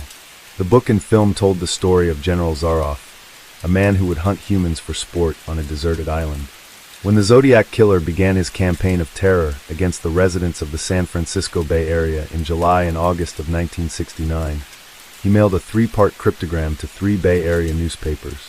The basic design comprises a circle with a cross centered in the middle, much like the design of a shooting target. A radio ham enthusiast with a knowledge of electrics, Marshall would keep in contact with other radio aficionados, even inviting some listeners to his home. Those who accepted his invitation thought his behavior odd, and owing to suspicious comments made over his ham radio, some suspected he might be the Bay Area Killer. Indeed, much of the incriminating evidence against Marshall comes from a police report compiled in 1976 from the testimony of a suspicious informant, but was mostly based on erroneous information about the crimes and hearsay.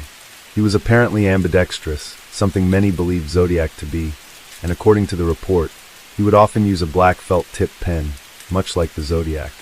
However, the Zodiac used a blue felt tip pen to write most of his letters, information that many casual readers might not have been familiar with. He allegedly once told an acquaintance he had found something much more exciting than sex, and was known to possess a collection of pornographic literature.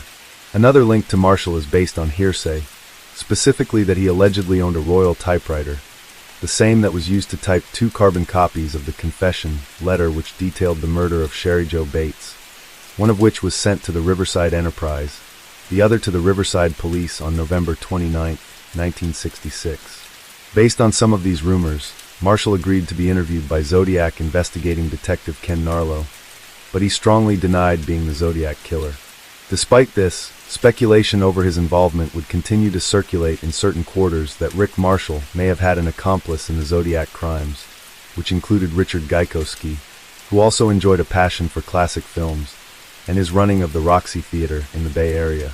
Officer Donald Falk, who observed the suspect hardly 3 minutes later on Jackson Street, described an individual between 35 and 45 years of age.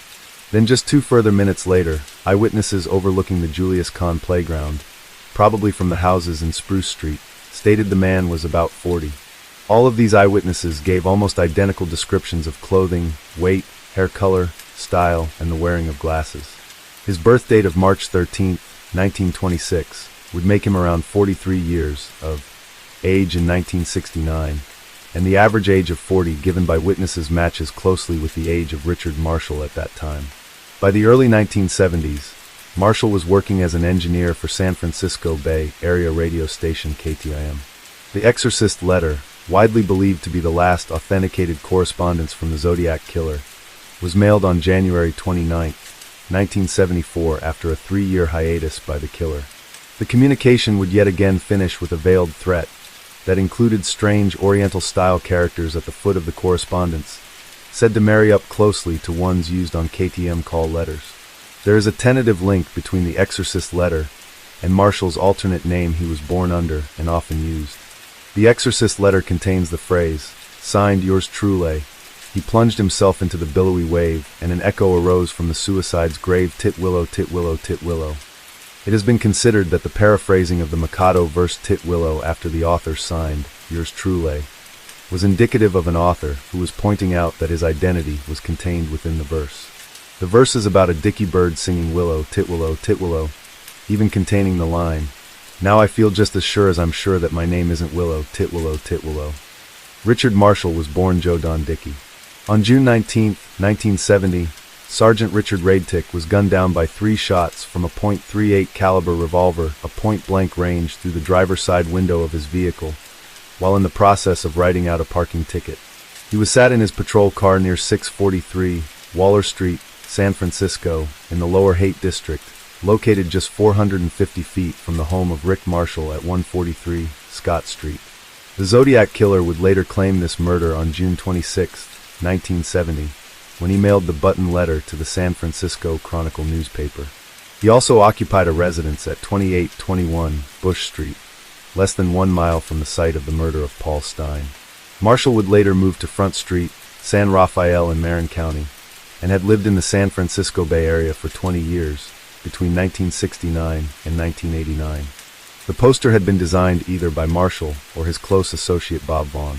In the 2007 movie Zodiac, directed by David Fincher, the authorship of this poster is brought up in conversation with Vaughn, played by Charles Fleischer, who confesses it was his handwriting that adorned the poster. This particular scene provides one of the film's most memorably tense moments when Robert Graysmith, played by Jake Gyllenhaal, realizes he could possibly be alone inside the killer's home. This is later played to great effect when Graysmith/Gyllenhaal ventures alone with Vaughn into his basement on the pretext of finding some old files, and hears what sound like unsettling footsteps in the apparent empty house above. Vaughn reassures him they were alone, before Graysmith makes his escape. Robert Graysmith claims this encounter with Bob Vaughn did actually take place as depicted in the Zodiac movie. Vaughn was a professional organist who played in silent movie theaters, turning up at the San Bruno Avenue Theater in 1968, as well as playing at the Port Theater where Rick Marshall worked in 1974, along with the Roxy Theater in San Francisco. Born in San Francisco on February 8, 1911, was a theater organist from an early age, having played at many venues including the Avenue Theater at 2650 San Bruno Avenue, San Francisco, situated just off U.S. Route 101, approximately 4 miles south of the Mason and Geary Street intersection, and a 7-mile drive to the Washington and Cherry Street intersection. He was the accompaniment to many movies in the silent film era, dating back as early as 1927, before the work eventually dried up, precipitated by the inevitable arrival of the talking film. He was subsequently forced into a career change, working for the Immigration and Naturalization Service for 30 years, which dealt with checking and evaluating people at an official port of entry, as well as assessing applications for permanent residency.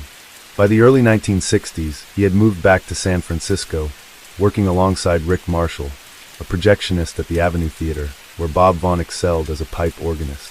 When the Avenue Theater ceased operating in 1984, Bob Vaughn would continue, performing at the Castro Theater at 429 Castro Street, the UC Theater at 2036 University Avenue, and the Town Theater at 1433 The Alameda, San Jose, where he stayed until 1999. Vaughn died at the age of 90 in Bakersfield, California on January 4, 2002. He would briefly be considered a Zodiac suspect. However, there is little evidence that connects him with the crimes. When the first murders occurred on December 20, 1968 at Lake Herman Road, Bob Vaughn would have been 57 years of age, too old to be the Zodiac Killer based on eyewitness testimony, and as a result, he was never regarded as a credible suspect by law enforcement. Yet his name would still appear on many Zodiac discussion boards based on his association with Rick Marshall. Ken Narlow, one of the lead Zodiac detectives, investigated Rick Marshall on account of the apparent fascination the Zodiac Killer had with the Mikado and the silent movie connection, but ultimately concluded that Rick Marshall was not a viable suspect. Marshall would also be the subject of an FBI investigation, but his records were expunged in 1993, and nothing remains from the case files. His handwriting, although a close match, was not enough to warrant charges. If some of the fingerprints held on file are the actual prints of the killer, such as the bloody partial fingerprint retrieved from the left dividing panel on Paul Stine's taxicab, then Rick Marshall was correctly discounted as a suspect after his fingerprints failed to match. Although other suspects in the Zodiac case are more promising than Rick Marshall, he has remained a potential candidate because of the many similarities between the brutal serial killer and this mild-mannered silent movie connoisseur. Case 7. Known as the Gray Man, the Werewolf of Wisteria, the Brooklyn Vampire, the Moon Maniac, and the Boogie Man, Albert Fish was the personification of nightmares. In November 1938, Mrs. Delia Budd of Manhattan received an anonymous letter claiming responsibility for the disappearance of her young daughter, who had vanished some 6 years previously. The letter described how the kidnapper had visited the Budd family home, and how 10-year-old Grace had agreed to go with him to a birthday party. When the young girl failed to return, the Budds soon realized she had been taken. The letter presented a terrifying picture of the author's intentions and the gruesome fate that awaited Grace Budd. This letter would, however, prove to be the killer's undoing and lead detectives straight to him. Albert Fish was the quintessential boogeyman, the stuff of nightmares for children and parents alike. A child rapist, serial killer, and cannibal, Fish confessed to other crimes but was suspected of the unsolved murders of many more children who vanished. After his trial for the Budd murder, Fish was executed at Sing Sing for his unspeakable crimes. On May 25, 1928, 18-year-old Edward Budd placed a classified ad in the Sunday edition of the New York World. Young man, 18, wishes position in country. Edward Budd, 406 West 15th Street. The enterprising young man was determined to make something of himself and escape the desperate poverty of his parents. A strapping young man who was eager to work and contribute to the well-being of his family. Budd had longed to work in the country where the air was fresh and clean, so he could escape the dirty, foul-smelling, overcrowded city in which he shared a miserable tenement with his father, mother, and 4 younger siblings. Some 3 days later, on May 28, Edward's mother, Delia, a large mountain of a woman, answered the door to an elderly gentleman who introduced himself as Frank Howard. He said he was a farmer from Farmingdale, Long Island, and wanted to interview Edward about a job. Mrs. Budd instructed her 5-year-old daughter Beatrice to get her brother at his friend's apartment, and the old man beamed at her and gave her a nickel for her trouble. During the time they waited for Edward to return, Delia Budd took the chance to get a better opinion of the old man, who would be her son's prospective employer. She was humming a song, and coming straight from church, she still wore her Sunday clothes. White silk confirmation dress, white silk stockings, and string of creamy pearls made her look older than her 10 years.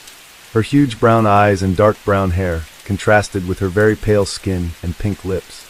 She was a really pretty young girl. Like most men who came face to face with the beautiful Gracie, Frank Howard couldn't take his eyes off the radiant young girl. As he handed her a huge wad of bills, he said, "Let's see how good a counter you are." The impoverished Budds were shocked by the sight of so much money that this old man was carrying in his pocket. $92.50, she declared in short order. "What a bright little girl," Mr. Howard said, giving her 50 cents to buy candy for herself and her little sister Beatrice. The kindly old man then said he would come back later in the evening to pick up the 2 boys, and gave them $2 to go to the movies. First he had to go to a birthday party that his sister was throwing for one of her children. As he was about to leave, he invited Gracie to go with him to his niece's birthday party. He told her mother he would take good care of her and make sure that little Gracie was home before 9 o'clock that evening. When Delia asked where Mr. Howard's sister lived, he replied that she resided in an apartment house at Columbus and 137th Street. Delia was hesitant, unsure that she should let her go, but Albert Sr. convinced her that it would be good for Gracie. "Let the poor kid go. She don't see much good times." With that, Delia helped Gracie put on her good coat and her gray hat with the streamers, and followed her daughter and Mr. Howard outside and watched them walk down the street and disappear. That first evening there was no word from Mr. Howard and no sign of little Gracie. Her parents endured a torturous and sleepless night with no message from their beautiful daughter. The next morning, they sent Edward down to the police station to report his sister's disappearance. Police Lieutenant Samuel Dribbin had nothing but bad news that day for the Budds. When detectives arrived the next day to investigate the disappearance of the Gaffney boy, they refused to believe the 3-year-old witness, who stuck to his simple yet sinister explanation. At first they suspected the young boy had wandered outside into some of the factory buildings into the neighborhood, or possibly fallen into the Gowanus Canal located just a few blocks away.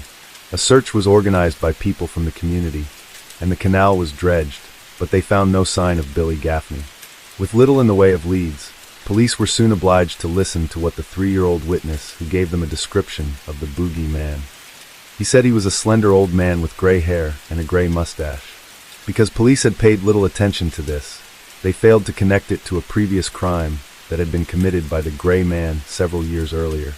On July 14, 1924, 8-year-old Francis McDonnell was playing on the front porch of his home in the pastoral Charlton Woods section of Staten Island. His mother, Anna McDonnell, sat close by and was nursing her infant daughter when she saw a frail elderly man with gray hair and mustache standing in the middle of the street. As she looked at the strange, shabby old man, he stood staring and constantly clenched and unclenched his fists while mumbled to himself. He then tipped his dusty hat to her and disappeared down the end of the street. The same old man was seen again later that afternoon, watching Francis and 4 other boys play ball. He eventually called Francis over to him, as the other boys continued to play. A few minutes later, both the old man and Francis were nowhere to be seen. That same afternoon, a neighbor noticed a young boy that looked like Francis walking into a wooded area with an elderly gray-haired tramp behind him. His disappearance was not noticed until the boy missed dinner, and his father, a policeman, organized a search of the area. In the woods under some branches, they found the boy. He had been horribly assaulted, with his clothes torn from his body, and he had been strangled with his own suspenders.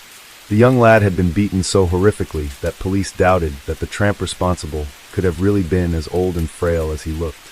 The beating was so extensive and severe that they thought the old tramp might have had an accomplice who had the strength to commit such a heinous crime.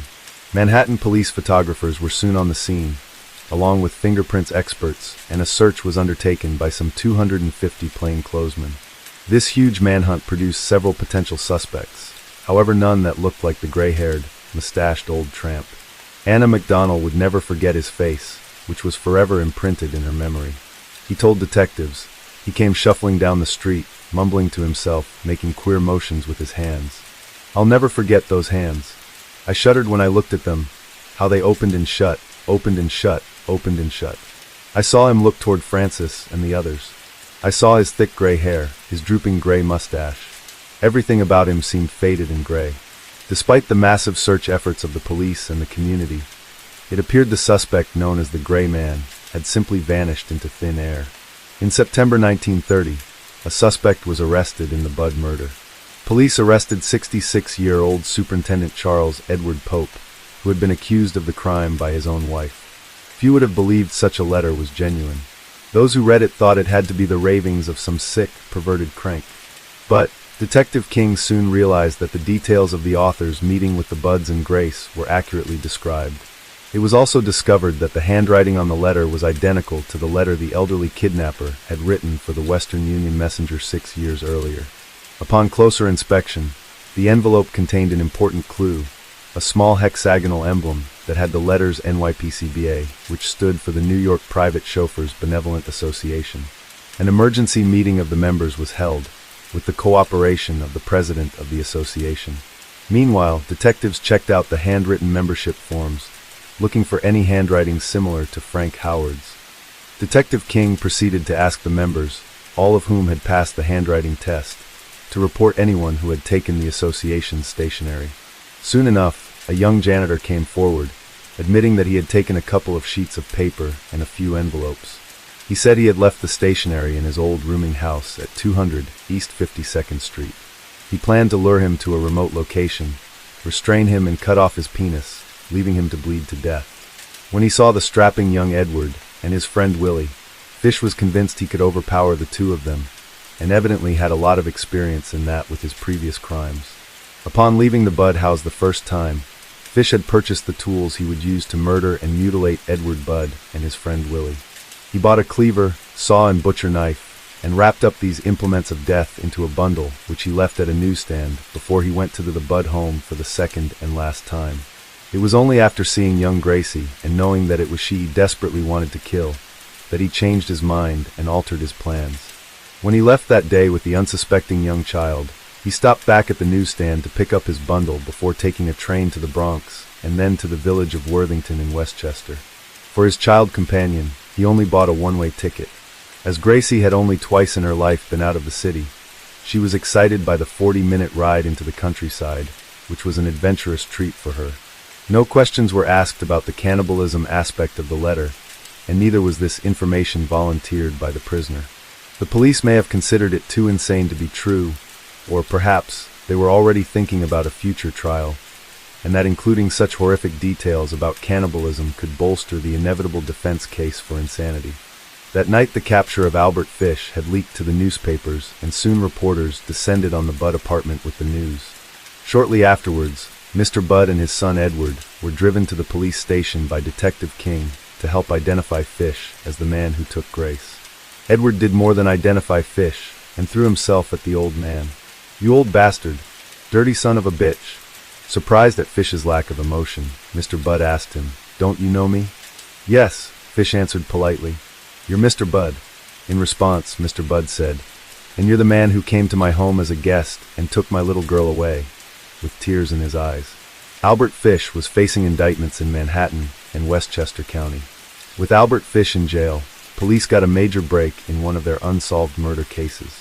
During the initial investigation in the disappearance of Billy Gaffney, the police suspected he might have been murdered by serial killer Peter Kudzanowski, who operated at the same time and area as Fish and was responsible for the murders of 3 children. He was eventually ruled out as suspect in the Gaffney case. After his capture, the motorman on the Brooklyn trolley line saw a picture of Fish in the newspaper and came forward to identify him as the nervous old man that he saw on February 11, 1927. Joseph Meehan, the retired motorman, said Fish was the man he saw trying to quiet the little boy sitting with him on the trolley. As he watched the two carefully, the little boy, who didn't have a jacket or coat, was crying for his mother continuously and had to be dragged on and off the trolley by the old man. The little boy, it would turn out, was identified as the abducted Billy Gaffney. Presented with this evidence, Fish admitted to his involvement in the death of Billy Gaffney and described the unspeakable things he did to him. Around 1919, Fish had stabbed an intellectually disabled boy in Georgetown, Washington, D.C. He intentionally chose people who were either mentally handicapped or African American as his victims, explaining that he assumed these people would not be missed. He would claim to have occasionally paid boys to procure other children for him, who he would torture, mutilate, and murder with his implements of hell: a meat cleaver, a butcher knife, and a small handsaw. Fish went to Staten Island on July 11, 1924, and there came across 8-year-old Beatrice Keel playing alone on her parents' farm. He offered the young girl money if she would go and help him look for rhubarb. As she was about to leave the farm, her mother spotted the old man and chased Fish away. He left but returned later to the Keel's barn, where he tried to sleep but was discovered by Beatrice's father and forced to leave. Several days later, Mr. Keel came forward after seeing Albert Fish's photograph. The man said that Fish was the man who had tried to lure his then 8-year-old daughter into the woods not far from where Frances O'Donnell was murdered 3 days later in 1924. He described the man as a slender old man with gray hair and a gray mustache. His mother was held to be very queer and was said to hear and see things. One paternal uncle suffered from a religious psychosis and died in a state hospital. A half-brother also died in a state hospital. A younger brother was feeble-minded and died of hydrocephalus. A paternal aunt was considered completely crazy. A brother suffered from chronic alcoholism. A sister had some sort of mental affliction. His own perverse nature was considered unique in the annals of psychiatric and criminal literature. Sadomasochism directed against children, particularly boys, took the lead in his sexually regressive development. Fish told him, "I always had a desire to inflict pain on others and to have others inflict pain on me. I always seemed to enjoy everything that hurt." Fish would confide in Dr. Wortham his long history of preying on children. At least 100, Fish claimed.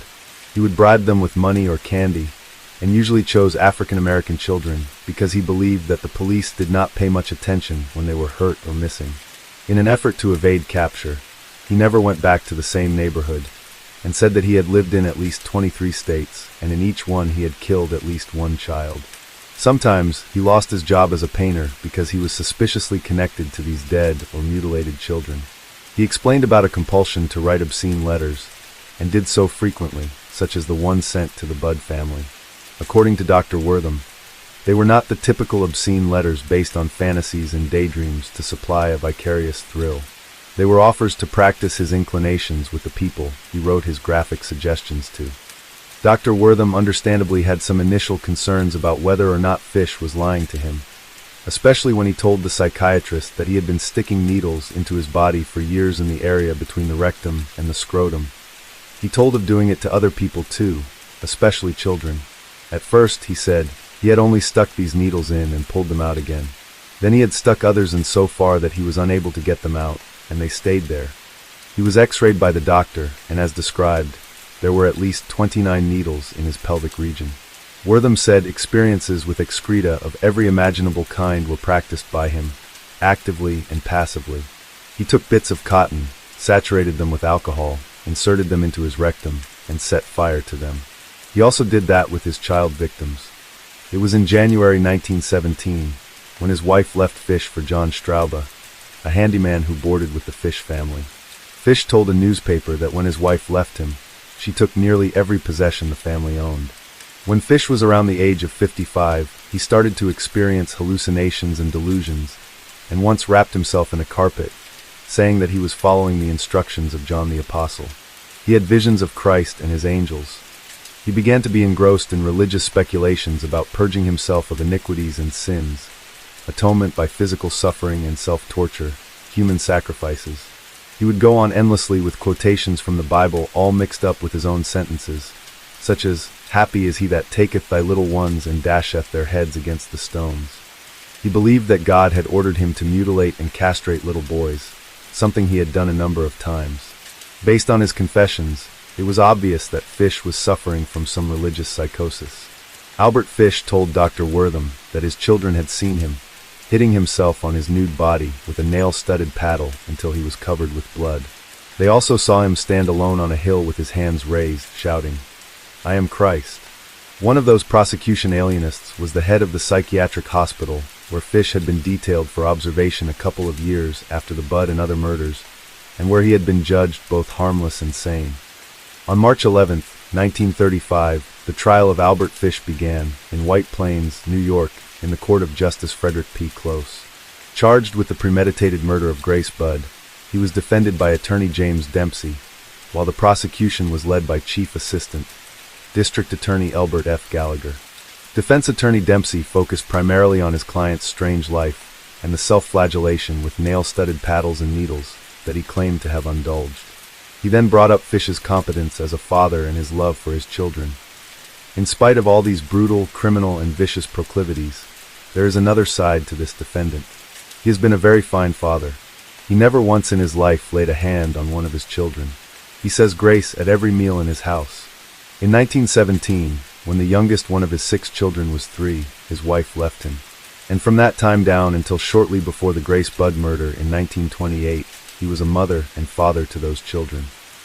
In his closing remarks, he reminded the jury that it was up to the prosecution who had to prove that a man who killed and ate children was sane.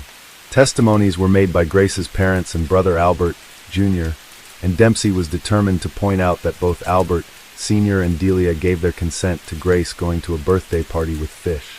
When it came time for Albert Sr. to testify, he was overcome with emotion and began to weep loudly. By the 3rd day of the trial, a box of Grace Budd's remains was brought into the courtroom as evidence, despite the strenuous objections of the defense attorney. Meanwhile, Detective King described to the court, from Fish's confession, how the girl was killed. At one point during, and in what was a very dramatic moment, Gallagher reached into the box and held out the small skull of the dead girl. Dempsey sought a mistrial. He then focused on the cannibalism claims as a central part of the insanity defense, and it became clear that he was trying to establish that Fish had eaten parts of the girl's body, something that no sane person would do. This proved unsuccessful in establishing and proving that Fish actually did what he said he did with her body. During the process, Fish appeared to be completely indifferent, although, at one point, he expressed to his attorney that he had a desire to live because God still has work for me to do. Several of Fish's children took the stand to testify to his bizarre behavior of self-flagellation and sticking needles in his body, as well as his religious delusions. But they also testified that he was a good father who always provided for them, and he never subjected to physical abuse. To further demonstrate Fish's strange behavior, he called forth to the stand a woman who had been the recipient of several obscene letters from Albert Fish. The courtroom was cleared of women as Dempsey read the obscene correspondence. Another defense witness called by Dempsey was Mary Nicholas, Fish's 17-year-old stepdaughter. She went on to describe how Fish taught her and her brothers and sisters a game he invented. He went into his room, and he had a little pair of trunks, brown trunks, that he put on. He put those on and came out into the front room, and he got down on his hands and knees, and he had a paint stick that he stirred paint with. He would give the stick to one of us, and then he would get down on his hands and knees, and we would sit on his back, one at a time, with our back facing him, and then we would put up so many fingers, and he was to tell how many fingers we had up, and if he guessed right, which he never did, why we weren't supposed to hit him. Sometimes he would even say more fingers than we really had, and if he never guessed right, why, we would hit him as many fingers as we would have up. She said that sometimes a hairbrush was used instead of the paint stick, and also stuck pins under his fingernails in front of the children. Towards the end of the trial, Dempsey eventually had a chance to attack the prosecution alienists. Dr. Charles Lambert, after a 3-hour interview with Fish, pronounced him a psychopathic personality without a psychosis. Dempsey questioned Lambert over this. Assume that this man not only killed this girl but took her flesh to eat it. Will you state that that man could for 9 days eat that flesh and still not have a psychosis? Lambert answered, well, there is no accounting for taste, Mr. Dempsey. Dempsey then persisted. Tell me how many cases in your experience you have seen people who actually ate human feces. Lambert remarked casually, oh, I know individuals prominent in society, one in particular that we all know who used it as a side dish in his salad. Unperturbed, Dempsey got much further with one of the other defense alienists, who testified that he could see signs of psychosis in Fish's behavior. The trial lasted for 10 days, and it took the jury less than an hour to reach its verdict. Case 8. A series of child abductions during the late 1980s and early 1990s were attributed to a single offender who caused terror in the communities of Melbourne.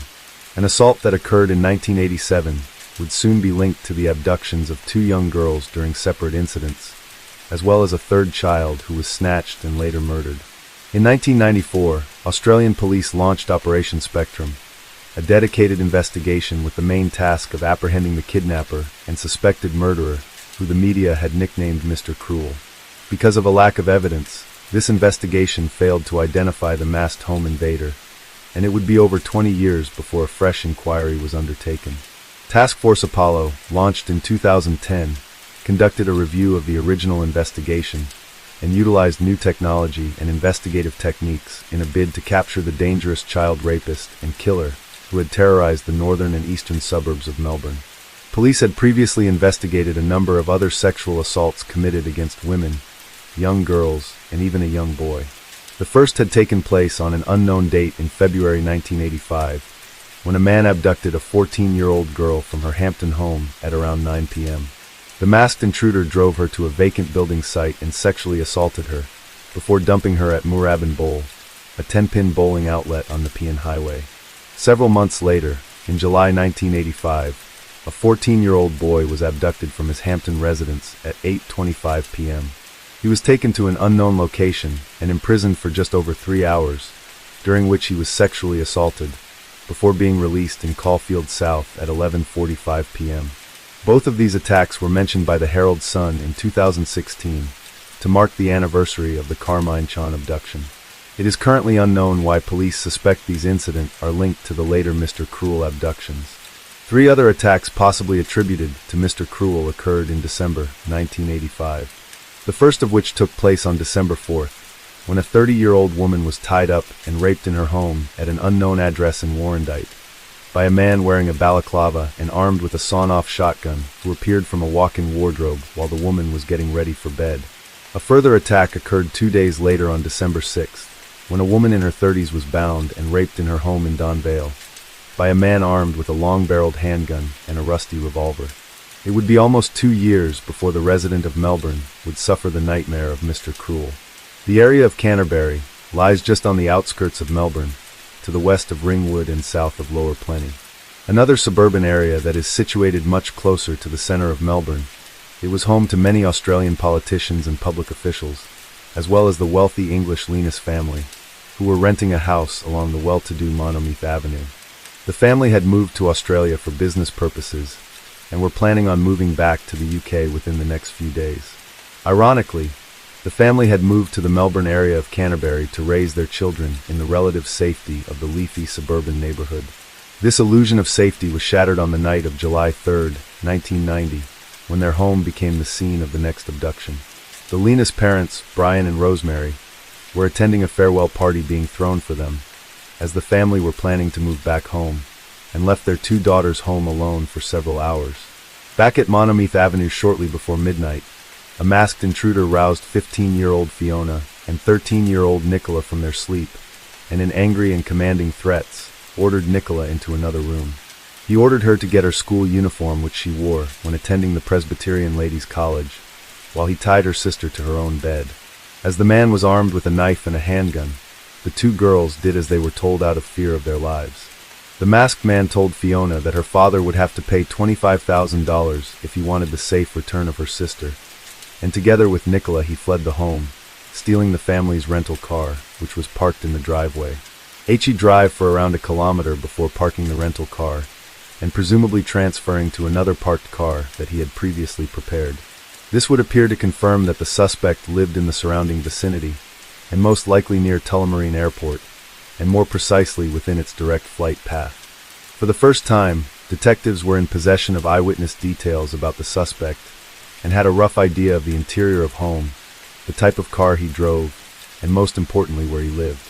As part of this refocused investigation, Victoria Police searched houses in Keeler East, Niddry, Airport West, Keeler Park, and Essendon North. Police were now desperate to apprehend the individual known as Mr. Cruel, because it would be only a matter of time before he struck again. Less than a year later, another young girl would be snatched by the masked phantom. One of the many potential leads pursued by police was the possibility that Mr. Cruel had committed other crimes, perhaps even in another continent.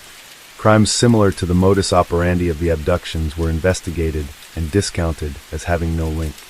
One such offender was the unsolved American case of the East Area Rapist, EAR, who was suspected of being responsible for committing upwards of 50 attacks in Northern California from June 1976 to July 1979.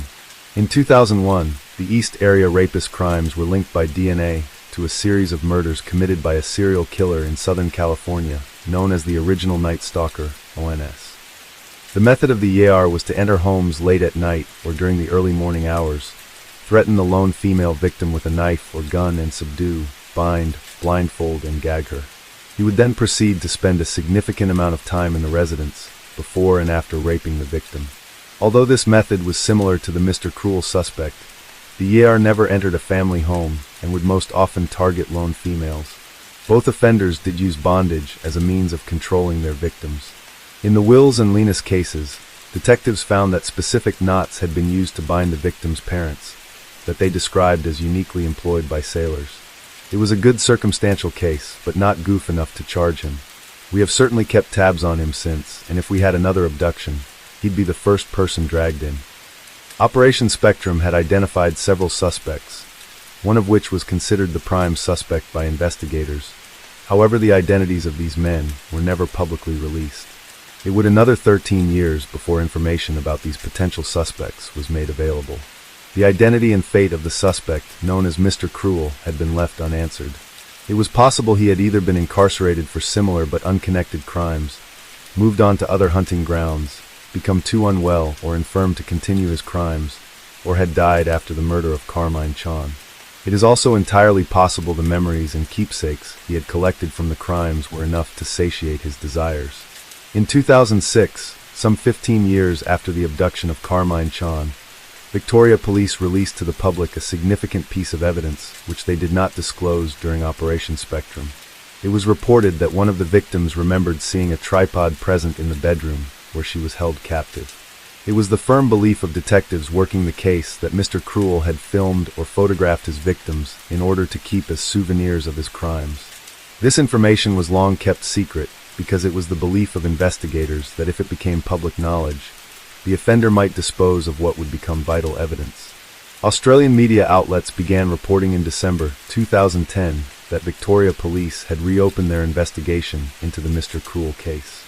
During a review of the original inquiry, known as Operation Spectrum, detectives launched a covert operation in April 2010 called Task Force Apollo, which was a dedicated investigation tasked with capturing the suspect, known as Mr. Cruel.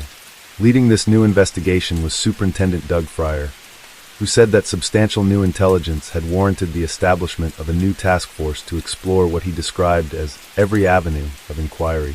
Sifting through a huge stockpile of evidence, Apollo investigators would spend 6 months reviewing hundreds of thousands of pages gathered by Spectrum, which amounted to more than 12,000 pieces of information that needed to be reviewed and cross-referenced with new details as part of the investigation.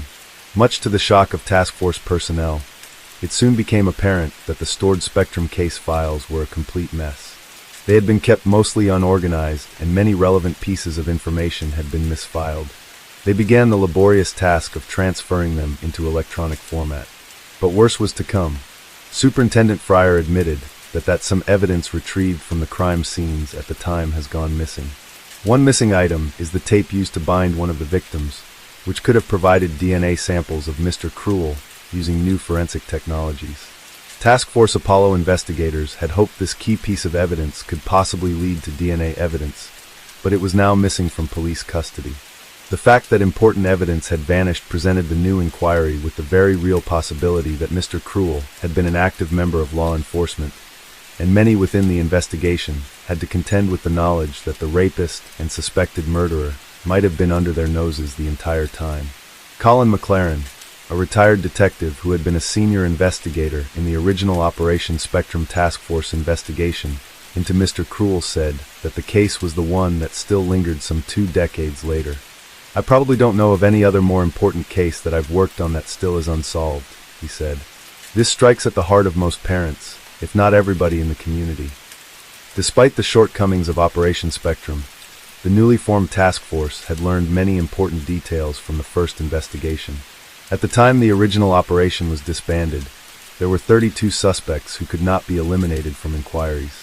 It was also revealed that Mr. Cruel had a much more complicated pattern of offending that was previously known. He also worked at Camberwell Grammar School, where he taught first aid courses. Knight was initially suspected of abducting and murdering missing schoolgirl Siriacorn Bung Sirabun. The 13-year-old went missing on June 2, 2011. However, police have ruled out any involvement. Detson SGT Chris O'Connor, who had previously worked on the Spectrum Task Force, said Knight had been a person of interest in the Mr. Cruel investigation, one of many the task force hadn't been able to eliminate. Task Force Puma is still actively investigating her abduction. On June 23, 2013, 62-year-old Knight fell to his death in an apparent suicide whilst inside the Melbourne Remand Centre, just hours before he was due in court to face charges of possessing almost 10,000 child porn images. Sines G.T. O'Connor told the Herald Sun, "Given what we know about the man, it is probable that future crimes have been prevented by his death." In a small wooden saloon along the Rio Grande on a desolate stretch of the Chihuahuan Desert in southwest Texas, Judge Roy Bean held court over the local population of Langtree in Val Verde County. Having previously been an adventurer, murderer, and escaped convict, the roguish Bean soon settled into a legitimate life as a saloon keeper and judge. After picking up a smattering of law while running a construction camp saloon, he became known as the only law west of the Pecos, and was fond of handing out his own particular brand of justice. He would regularly stop trial to serve liquor to counsel, jury, and defendants, and play a couple of hands of poker before resuming. Using an outdated law book, the many court cases that came before him would involve the most unorthodox of verdicts, and many ended in fines which were pocketed by Bean. His notable career as Justice of the Peace came to an end with his death in 1903, but his legend has persisted, and there are many humorous anecdotes about his time as the lawman of Langtree. In 1882, the community of Langtree was established by the Southern Pacific Railroad as a grading camp called Eagle Nest. It was later be renamed after the engineer and foreman, George Langtree, who supervised the immigrant Chinese work crews who built the railroad in the area. Soon after completion, a man arrived by the name of Roy Bean, who proceeded to set up a tent saloon on company land. He was then authorized as a justice of peace by a passing Texas Ranger, and began calling himself the only law west of the Pecos. One day, the corpse of a Southern Pacific Railroad workman was found. The man had been died after falling from a high bridge over the Pecos River. Judge Roy Bean sometimes acted as coroner, for which usually collected a $10 burial fee, as well as $10 in court costs. Bean did not think the coroner's $5 fee was enough, and so upon searching the body, he found a revolver and $40 on his person. He declared, "I find this corpse guilty of carrying a concealed weapon, and I fine it $40. Such were the unique and often questionable rulings of Judge Bean, that he would mete out whatever verdicts he saw fit. After all, he was the law in Langtree. But the man who would become the undisputed judge and jury in Val Verde County started his career on the wrong side of the law. Fantley Roy Bean Jr. was born in circa 1825 as the youngest of 5 children to Fantley Roy Bean Sr. and the former Anna Henderson Gore, an extremely poor family in Mason County, Kentucky. At the age of 16, Bean left home to ride a flatboat to New Orleans, where he hoped to find work, but soon got into trouble. He then fled to San Antonio, Texas, to join his elder brother Sam, who had earlier migrated to Independence, Missouri, and worked as a teamster and bull hacker. Sam Bean hauled freight to Santa Fe and then on to Chihuahua, Mexico, after which he fought in the Mexican-American War, before moving to San Antonio, where he was joined by his younger brother. Together they opened a trading post in 1848 in the Mexican state of Chihuahua, but soon Roy Bean was charged with murder by the Mexican authorities. He had shot and killed a Mexican desperado who had threatened to kill a gringo, and to escape, they both fled west to Sonora, Mexico. The younger Bean then moved to San Diego, California in the spring of 1849, where he lived with his other brother Joshua, who would be elected the first mayor of San Diego in 1850.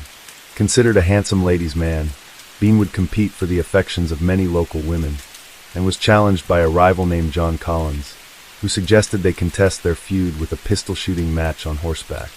Bean was given the task of choosing the targets, and decided that the two men would shoot at each other. The subsequent duel was fought on February 25, 1852, and ended with Collins taking a shot to his right arm. Both men were then arrested and charged with assault with intent to murder. Judge Roy Bean would spend the next 2 months in jail, where he received many gifts from the local women of San Diego, including flowers, cigars, food, and wine. Hidden in some of these gifts were knives, which Bean used to dig through his cell wall and escape on April 17, 1852. He then fled to San Gabriel, California, where he worked as a bartender in his brother Joshua's headquarters saloon, which he inherited in November 1852 upon his brother's murder. Bean continued with his womanizing ways, and in 1854, he courted a young woman who was then kidnapped and forced to marry a Mexican army officer. Bean challenged the man to a duel and killed him. The dead man's friends then took their revenge, and Bean was put on a horse with a rope tied around his neck, leaving him to hang when the horse moved. He managed to stay alive when the rope stretched, and the bride soon emerged from her hiding place and cut him down. He was left with a permanent rope burn on his neck that remained for the rest of his life. Soon after this traumatic experience, Bean decided to move away from California and migrated to New Mexico to live with his brother Sam, who had in the meantime been elected as the first sheriff of Dona Ana County. By 1861, the brothers operated a general store and saloon on Main Street in Pinos Altos, just north of Silver City, New Mexico. There they advertised liquor and a fine billiard table. Bean placed a cannon that belonged to him in front of the store, and which had been used to repel an Apache assault against the town. New Mexico was invaded by the Confederate Army during the Civil War, and during the Battle of Glorieta Pass in March 1852, the Confederates lost their supply wagons, which forced them to retreat to San Antonio. Bean joined the retreating army after taking money from his brother's safe, and for the remainder of the conflict, he served as a guerrilla running naval blockades by hauling cotton from San Antonio to British ships off the coast of Matamoros, then returning with supplies.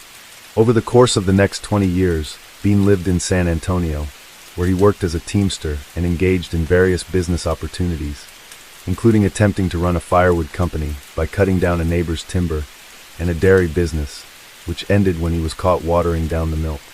He even worked as a butcher, rustling unbranded cattle from other ranchers in the region for his own business. On October 28, 1866, Bean married 18-year-old Virginia Chavez. Despite them couple having 4 children together, Roy Jr., Laura, Zulema, and Sam, it was a tumultuous union, and within a year of marriage, he was arrested for aggravated assault and threatening the life of his wife. The family lived in what was described as a poverty-stricken Mexican slum area called Beanville. By the late 1870s, Bean was operating his own saloon in Beanville, and was known about town for his roguish behavior. He soon got wind that many construction camps were being set up when several railroad companies began working to extend the railroads westwards. A local store owner was so anxious to have this unscrupulous character out of the neighborhood that she decided to buy up all of Bean's possessions for $900 so that he could promptly leave San Antonio. By this time, he had separated from his wife and left his children to the care of friends as he prepared to move west.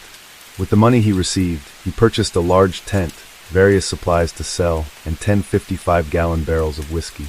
In the spring of 1882, he had established a small saloon near the Pecos River, in a tent city he named Venegaroon. He had chosen this site because within 32 kilometers of the settlement, there were some 8,000 railroad workers, all of whom would buy his wares and whiskey.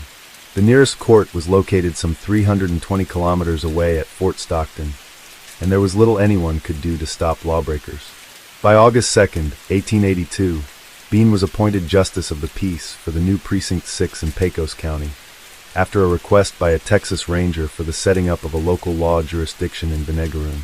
Before his appointment, Bean had his first case on July 25, 1882, when Joe Bell was brought in by Texas Rangers to be tried. One of Bean's first acts as the newly installed Justice of the Peace was to shoot up the saloon shack of a Jewish competitor. He then turned his tent saloon in a part-time courtroom, and thereafter became known as the only law west of the Pecos. When acting as judge, Bean relied on a single law book, the 1879 edition of the Revised Statutes of Texas, a mostly out-of-date copy, and when newer law books appeared, he would use them as kindling. He meted out his own particular brand of justice, and disallowed hung juries or even appeals. Jurors were selected from among his favorite bar customers, who were expected to buy a drink during every court recess. He was well known for his unusual court rulings. In one such case, an Irishman named Paddy O'Rourke was arrested after he shot a Chinese laborer. During the trial at Bean's saloon courtroom, a mob of some 200 angry Irishmen surrounded the court, threatening to lynch Bean if O'Rourke was not freed. After leafing through his law book, Bean declared that homicide was the killing of a human being. However, he could find no law against killing a Chinaman, and immediately dismissed the charges. In another, when a young ranchman was fined $5 for fighting, he produced witnesses that he had not been fighting, but had in fact held the other person off. Bean remitted the fine, and instead fined the other man $10, who had in the meantime skipped town. The ranchman was committed until the fine was paid. In the end, the ranchman paid the fine. By December 1882, construction of the railroad had moved farther westwards, and Bean decided to move his courtroom and saloon some 110 kilometers to Strawbridge. He sent for his children to join him, where they would live with him in the saloon, with his youngest son Sam often sleeping on a pool table. When a competitor laced Bean's whiskey with kerosene, he was unable to attract customers, and so left the area and moved to Eagle's Nest, 32 kilometers west of the Pecos River, which was soon renamed Langtree. The original owner of the land, who also ran a saloon, had sold around 640 acres to the railroad company, on the condition that no part of the land could be sold or leased to Roy Bean. In order to counter this clause, Bean was given advice by O'Rourke, the Irishman whose case he had previously dismissed, that he should use to railroad right-of-way, which was not covered by the contract.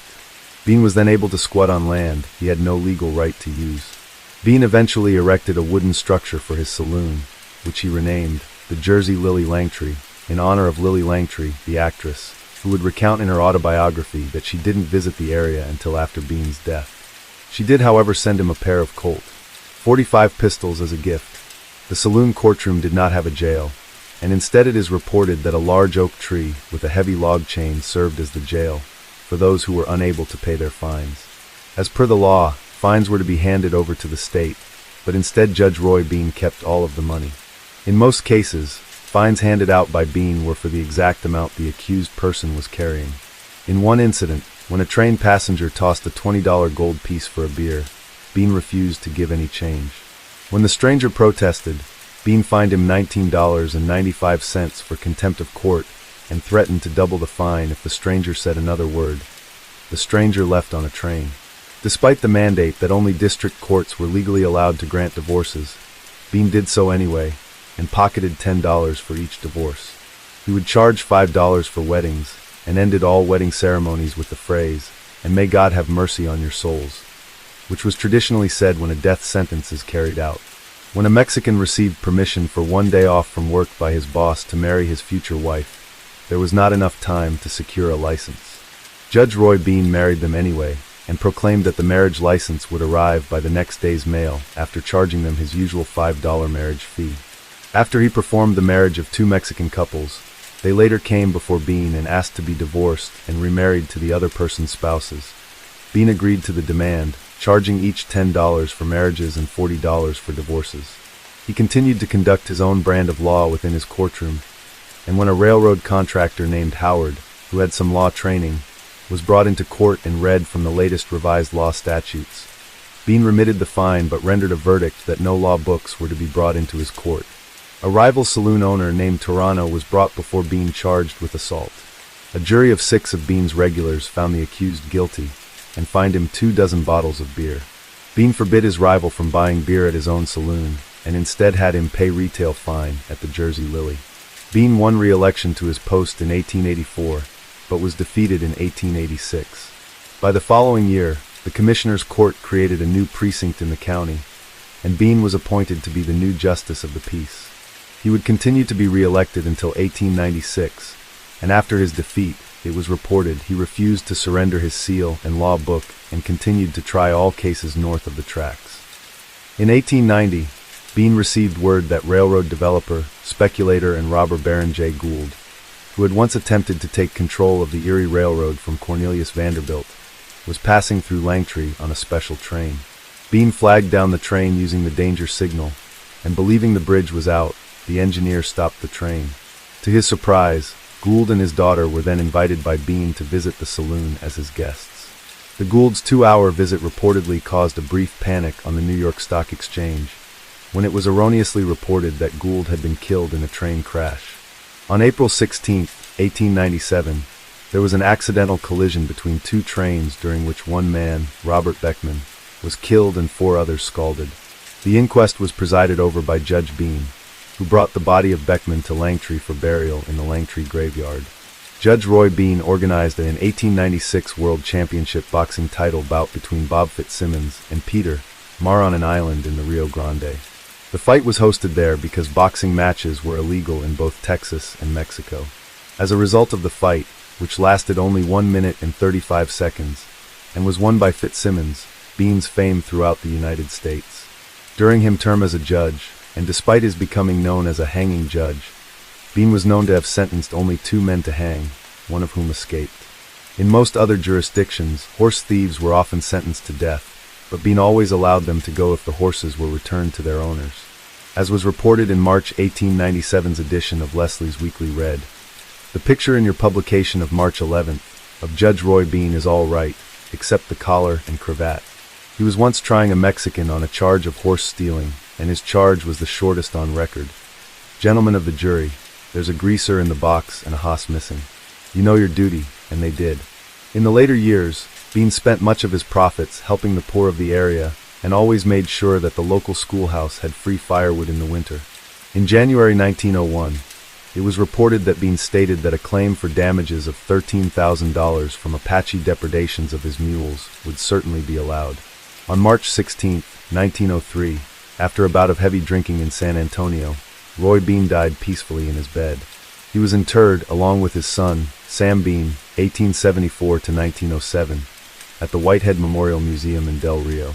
In 1965, as part of the Civil War Centennial Commemoration in Texas, an official Texas historical marker honoring Roy Bean was erected on the museum grounds in Del Rio, Texas. Bean has been portrayed on both the small and big screen by a variety of actors. In the 1940 film The Westerner, he was played by Walter Brennan, for which he won a Best Supporting Actor Academy Award. The Life and Times of Judge Roy Bean, a 1972 heavily fictionalized theatrical biopic, starred Paul Newman as Bean, while Ned Beatty portrayed the Langtree judge in the 1995 TV miniseries Streets of Laredo, starring alongside James Garner, and based on the Larry McMurtry novel of the same name. In the 1969 film A Time for Dying, which portrayed the Vinegaroon period, starred Audie Murphy starred as Jesse James, and Victor Jory played a half-crazed Judge Roy Bean. Brad Sullivan played Judge Roy Bean in the television movie The Gambler, The Luck of the Draw, alongside Kenny Rogers and Reba McEntire.